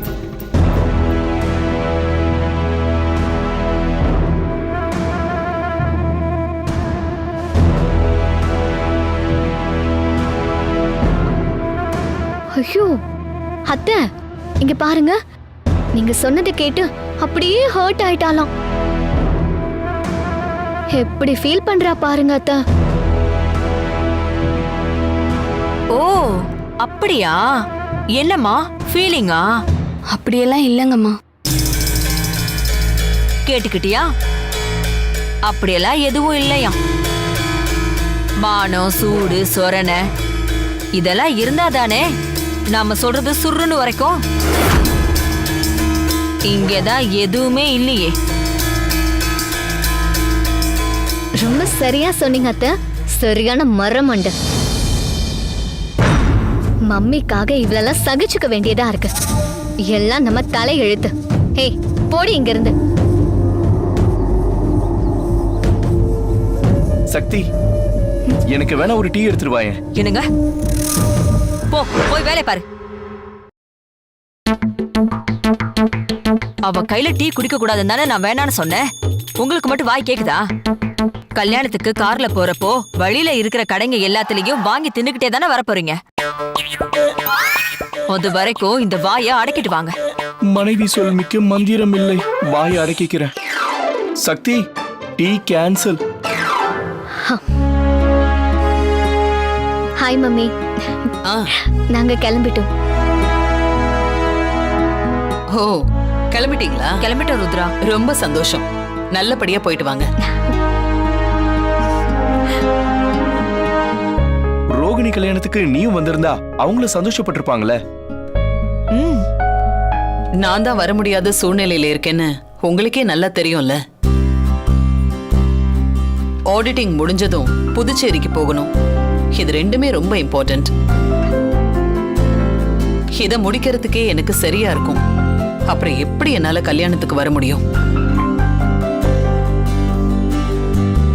எங்க வீட்டு ஆளுங்க எல்லாரும் நீ வரலன்னு ரொம்ப வருத்தப்படுவாங்க. அவங்களுக்கு நான் விஷயத்த சொல்லி புரிய வச்சுக்கிறேன்.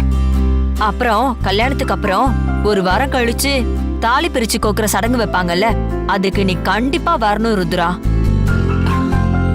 ஏன்னா நீ அதுக்கு வருவேன்னு சொல்லிதான் அங்க இருக்கிறவங்களை எல்லாம் சமாளிக்க முடியும். அதுக்கு நான் கட்டாயம் வந்துருவேன். நீ ரோகிணி என் மேல ரொம்ப பாசமா இருப்பா. அவ கல்யாணத்துக்கு நான் வரலன்னு அவ ரொம்ப வருத்தப்படுவா. நீங்க அங்க போயிட்டு அவகிட்ட எனக்கு ஃபோன் பண்ணி கொடுங்க, நான் பேசுறேன். அதெல்லாம் அவளுக்கு புரியுற மாதிரி சொல்லி நான் சமாளிச்சுக்கிறேன். நீ ஒண்ணு கவலைப்பட வேண்டாம்.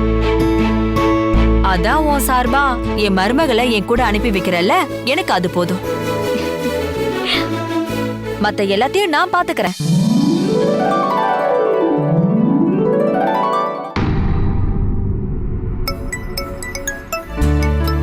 ஐயோ, நம்ம சந்தோஷையும் திவ்யாவையும் 2 நாளைக்கு முன்னாடி கல்யாணத்துக்கு அனுப்பி வச்சது ரொம்ப தப்பா போச்சு ருத்ரா. காலையில இருந்து 2 பேரும் மாத்தி மாத்தி ஃபோன் பண்ணி கிளம்பிட்டீங்களா கிளம்பிட்டீங்களான்னு கால் பண்ணிக்கிட்டே இருக்காங்க. திரும்பவும் திவ்யா தான் கால் பண்றா. அம்மா தாயே, நாங்க கிளம்பிட்டோம். சும்மா சும்மா ஃபோன் பண்ணிக்கிட்டே இருக்காம கூட மாட இருந்து அங்க ரோகிணிக்கு அலங்காரம் பண்ற வேலைய பாரு. சரி ருத்ரா, அப்ப நாங்க கிளம்புறோம். சரி, பார்த்து போயிட்டு வாங்க. மம்மி போயிட்டு வரேன் மம்மி. Bye mummy. பார்த்து பத்திரம் அனிதா. நான் உங்க எல்லாரையும் ரொம்ப கேட்டேன்னு சொல்லு. நீ அங்க போன உடனே எனக்கு கால் ஓகே பண்ணு. மம்மி, பாய். வரேன். போயிட்டு வாங்க. நீ வா.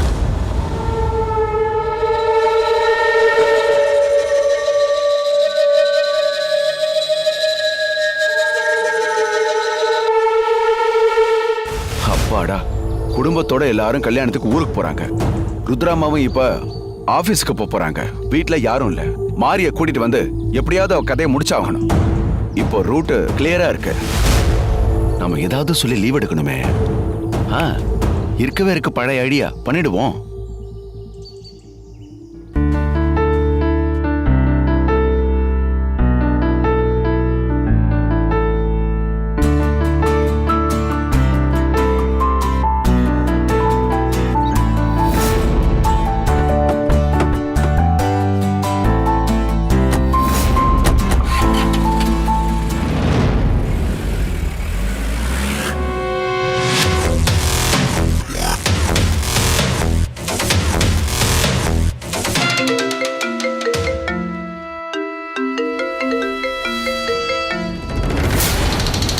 என்ன ரத்னம், ரெடியா? நேரமாச்சு, உடனே ஆபீஸ்க்கு கிளம்பணும். அம்மா, நான் டியூட்டிக்கு தான் வந்துட்டு இருந்தம்மா. வர்ற வழியிலேயே திடீர்னு அன்னைக்கு வந்த மாதிரியே நெஞ்சு வலி வந்துருச்சம்மா. என்ன சொல்ற? ரொம்ப பெயினா இருக்கா? ஆமாம்மா. நீ உடனே பக்கத்துல இருக்கிற ஹாஸ்பிட்டலுக்கு போய் பாரு. அது என்ன ஹாஸ்பிட்டல்னு எனக்கு சொல்லு. நான் அருணுக்கு கால் பண்ணி அங்க வர சொல்றேன். இல்லம்மா, நான் சீதாவுக்கு ஃபோன் பண்ணி வர சொல்லிட்டேம்மா. நான் சீதாவோட போய் ஹாஸ்பிட்டலில் பார்த்துட்டு வந்துடுறேம்மா. எனக்கு நெஞ்சு வலியை விட டியூட்டிக்கு வர முடியலையேங்கிற கவலை தான் ரொம்ப ஜாஸ்தியா இருக்குமா. அதெல்லாம் ஒன்றும் பிரச்சனை இல்லை. முதல்ல நீ உடம்ப பார்த்துக்கோ. சரிங்கம்மா.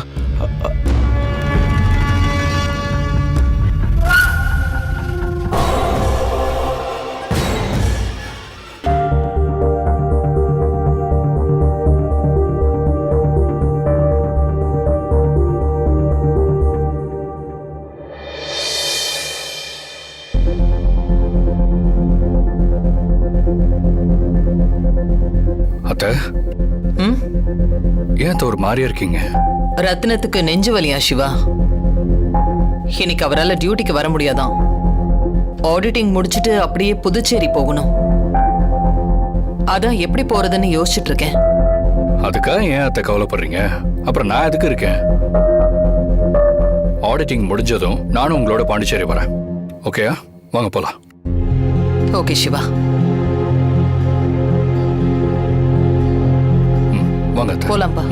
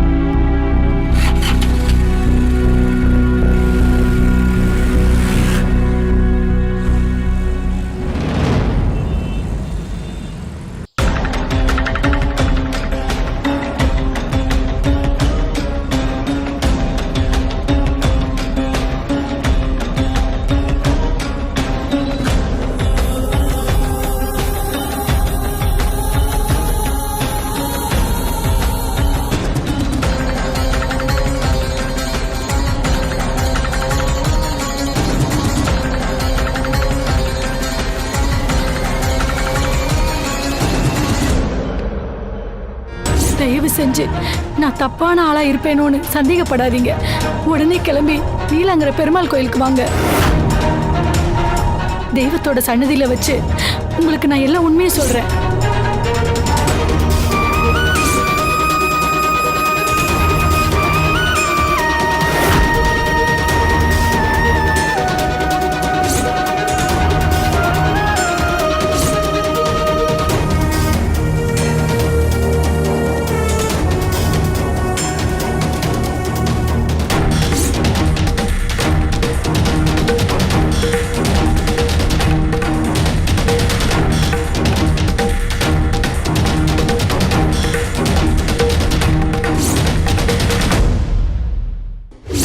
சொல்லு கமலா, என்ன விஷயம்? அம்மா, நான் இப்ப சொல்ல போற விஷயம் என்னன்னா, மம்மி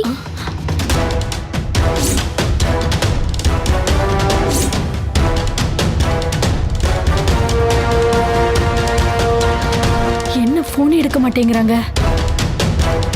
இன்னைக்கு உண்மையை சொல்லியே ஆகணும். ச்சே, அம்மாட்ட சொல்லலாம்னு ஒவ்வொரு டைமும் ட்ரை பண்ணிட்டே இருக்கோம். எப்படியாவது அம்மா கிட்ட சொல்லலாம்னு பார்த்தா அதுக்குள்ள அவங்க வெளியூர் போயிட்டாங்க. எப்படி சொல்றதுன்னு தெரியலையே.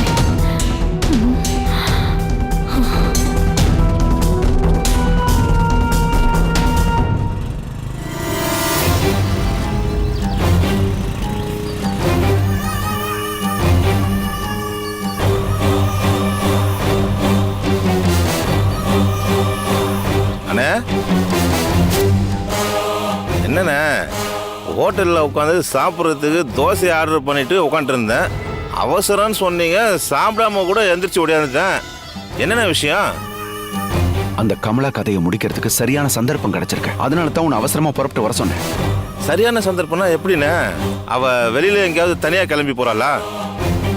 இல்ல மாறி, ருத்ரா வீட்லயே வச்சு அவ கதையை முடிக்கணும். என்னென்ன சொல்றீங்க? அது எப்படி முடியும்? முடியும்.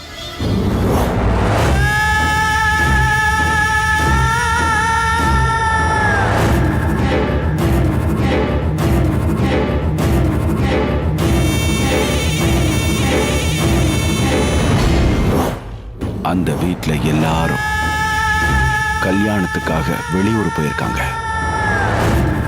சிவாவும் ருத்ராவும் கம்பெனி ஆடிட்டிங்காக அவங்க ஆபீஸ் போயிட்டாங்க. அந்த வேலைக்காரி பிரியா 2 நாளைக்கு முன்னாடி அவ அம்மாவுக்கு காய்ச்சல்னு சொல்லி லீவ்ல போயிட்டா. சக்தியும் மளிகை பொருள் வாங்கறதுக்காக கடைக்கு போயிட்டா.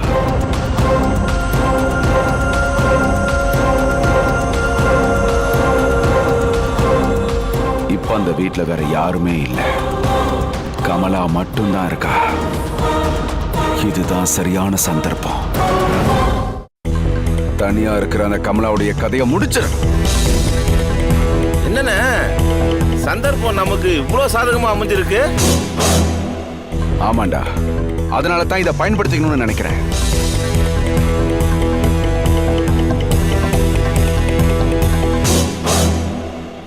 இவ்வளவு காலம் பயத்திலையும் பீதியிலையும் என்ன அல்லாட வச்ச கமலாவுடைய கதையை இன்னையோட முடிக்கிறேன். இதுதான் சரியான சந்தர்ப்பம். மாத்திரைய மாத்தி வச்சு அடைக்கிறலான்னு நினைச்சேன், முடியல. கூல்ட்ரிங்க்ஸ்ல விஷத்தை கலந்து கொடுத்தோம், அதுவும் நடக்கல, தப்பிச்சுக்கிட்டா.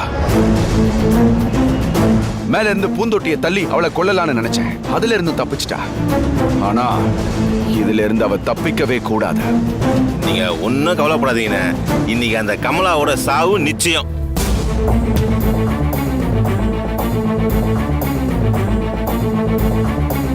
அவ செத்தாதான் நான் நிம்மதியா இருக்க முடியும்டா.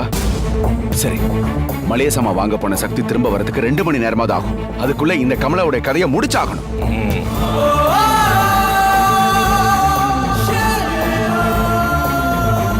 நானும் உன் கூடயே வந்து அந்த தெரு முக்கிலே நிக்கிறேன். தடையை ஏற்படுத்துற மாதிரி வேற யாராவது உள்ள வந்தாங்கன்னா உடனே நான் உனக்கு போன்ல தகவல் சொல்றேன், நீ வீட்டுக்குள்ளேயே மறைஞ்சுக்கோ. சரிண்ணே. ஒருவேளை நான் உனக்கு போன் பண்ணா அந்த கமலாவுக்கு தெரிஞ்சிடக்கூடாது. உடனே போன் எடுத்து சைலண்ட்ல போடு. சூப்பர்ண்ணே, நல்ல வேலை ஞாபகப்படுத்துனீங்க, அதான் முக்கியம்.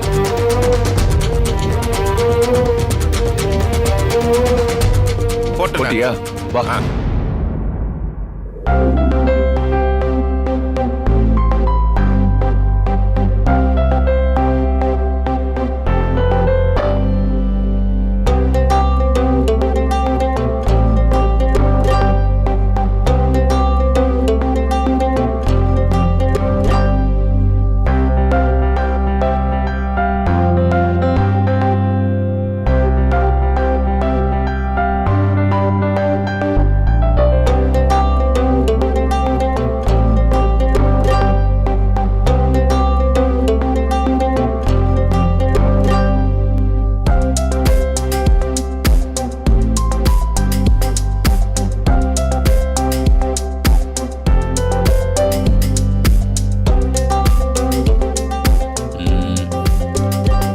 Okay madam. பார்த்த வரைக்கும் எவ்ரிதிங் இஸ் ஓகே மேடம். அக்கவுண்ட்ஸ்ல சின்ன சின்ன கரெக்ஷன் இருக்கு மேடம், அதெல்லாம் நாங்க பாத்துக்கிறோம் மேடம். அடுத்து ஷேர் மார்க்கெட் ஃபைல கொடுங்க மேடம், அதையும் பார்த்துடலாம்.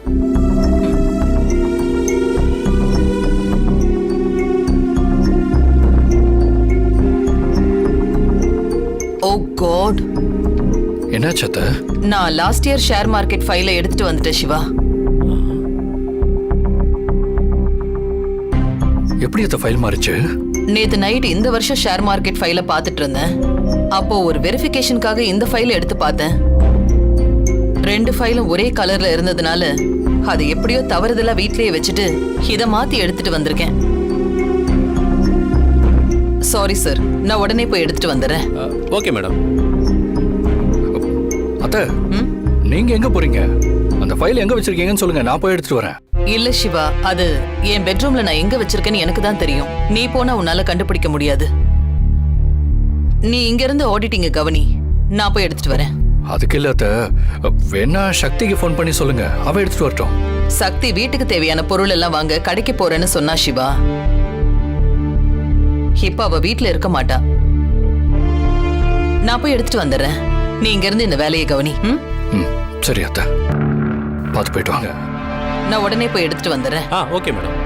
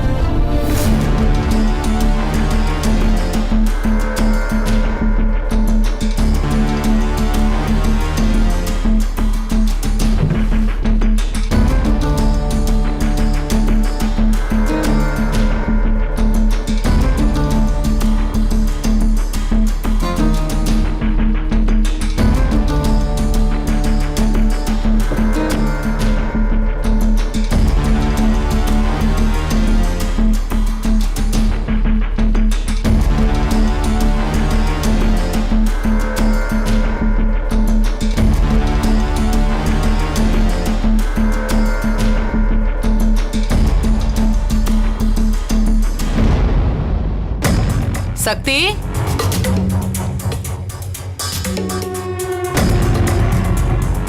சக்தி, சக்தி வீட்ல இல்லைனாலும் கமலா வீட்ல தானே இருக்கணும்.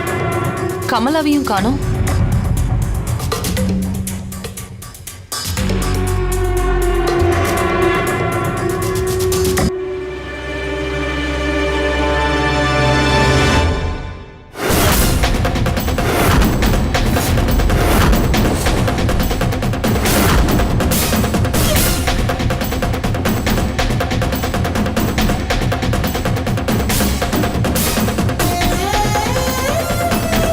ஐயோ, கமலா, கமலா, கமலா, கமலா, என்னாச்சுமா?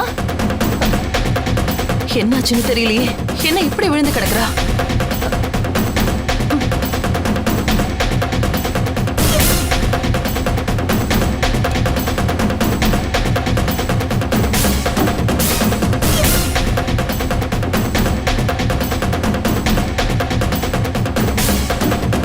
கமலா, கமலா, கமலா, கண்ணை முழிச்சு பாரு.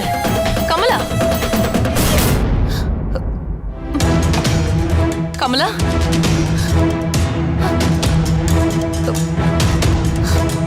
ஐயோ,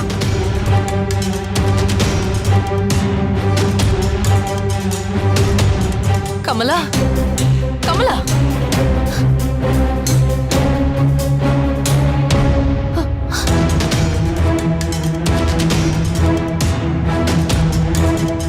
செக்யூரிட்டி, செக்யூரிட்டி.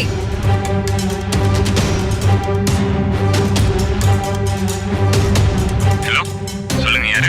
ஹலோ மேடம் சொல்லுங்க, யாரு எங்க இருந்து பேசுறீங்க? ஆம்புலன்ஸ் சர்வீஸ் தானே? ஆமா மேடம், நீங்க யாருன்னு சொல்லுங்க. இத பாருங்க, நான் ருத்ரா பேசுறேன். சொல்லுங்க மேடம். எங்க வீட்டுக்கு கொஞ்சம் வாங்க. உங்களுக்கு என் வீட்டு அட்ரஸ் அனுப்புங்க. தெரியும் மேடம். நாங்க ஈசிஆர்ல இருக்கோம். தெரியும் மேடம், சொல்லுங்க மேடம். கொஞ்சம் உடனே ஆம்புலன்ஸ் அனுப்பிடுங்க. ஏன் மேடம், என்னாச்சு மேடம்? இங்க ஒருத்தவங்க மயக்கம் போட்டு விழுந்திருக்காங்க. ஒரு அசைவும் இல்ல. அப்படியா? சீக்கிரம் ஹாஸ்பிடல் கூட்டிட்டு போகணும். உடனே அனுப்புங்க ப்ளீஸ். உடனே அனுப்புறேன் மேடம்.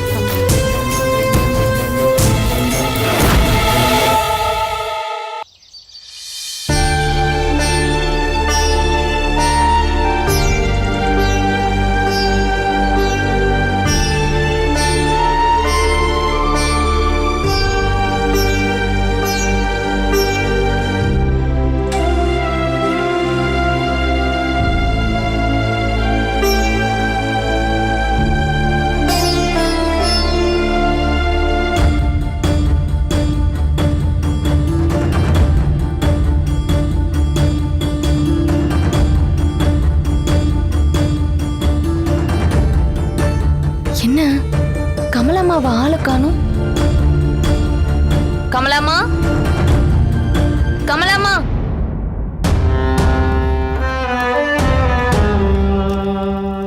என்னாச்சு மேடம்? இவங்க மயக்கம் போட்டு விழுந்துட்டாங்க. என்னன்னு சரி கொஞ்சம் மேடம், பாருங்க. நீங்க வெயிட் பண்ணுங்க, நான் என்னன்னு சரி. செக் பண்ணிட்டு சொல்றேன். கூட்டிட்டு போங்க.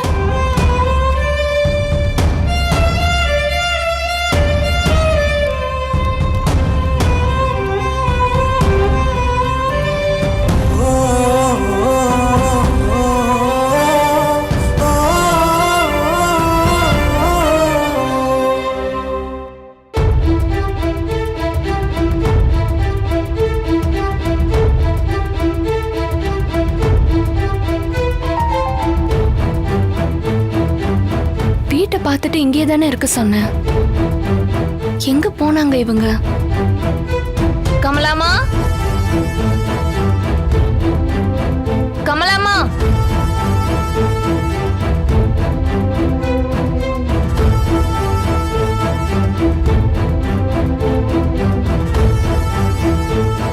கமலாமா, கமலாமா.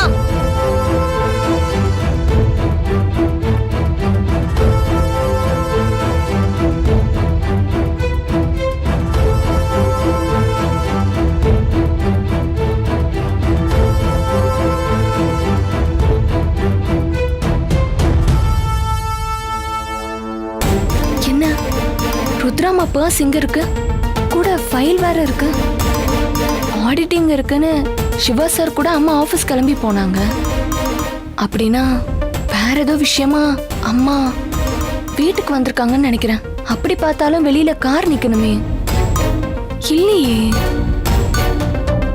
ஒருவேளை ரூம்ல இருக்காங்களோ?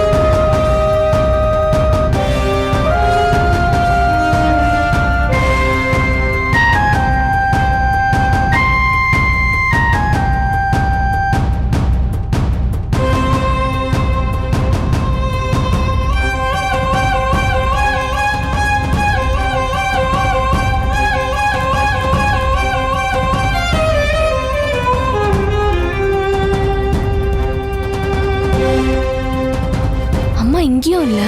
அப்புறம் எப்படி பர்ஸும் ஃபைலும் அங்க இருந்துச்சு?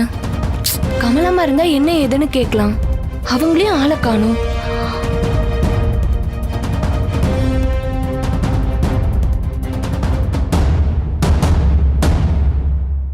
ருத்ராமா, ருத்ராமா,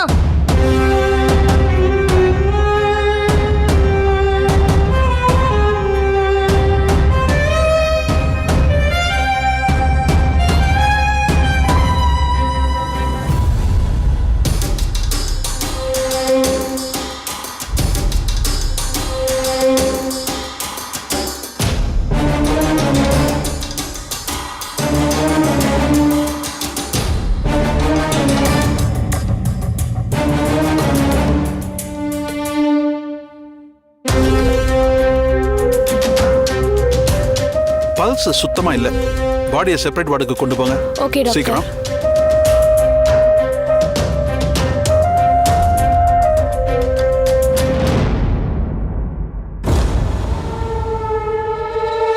டாக்டர், என்னாச்சு அவங்களுக்கு? நல்லா இருக்காங்களா? சாரி மேடம், அவங்க ஏற்கனவே இறந்துட்டாங்க.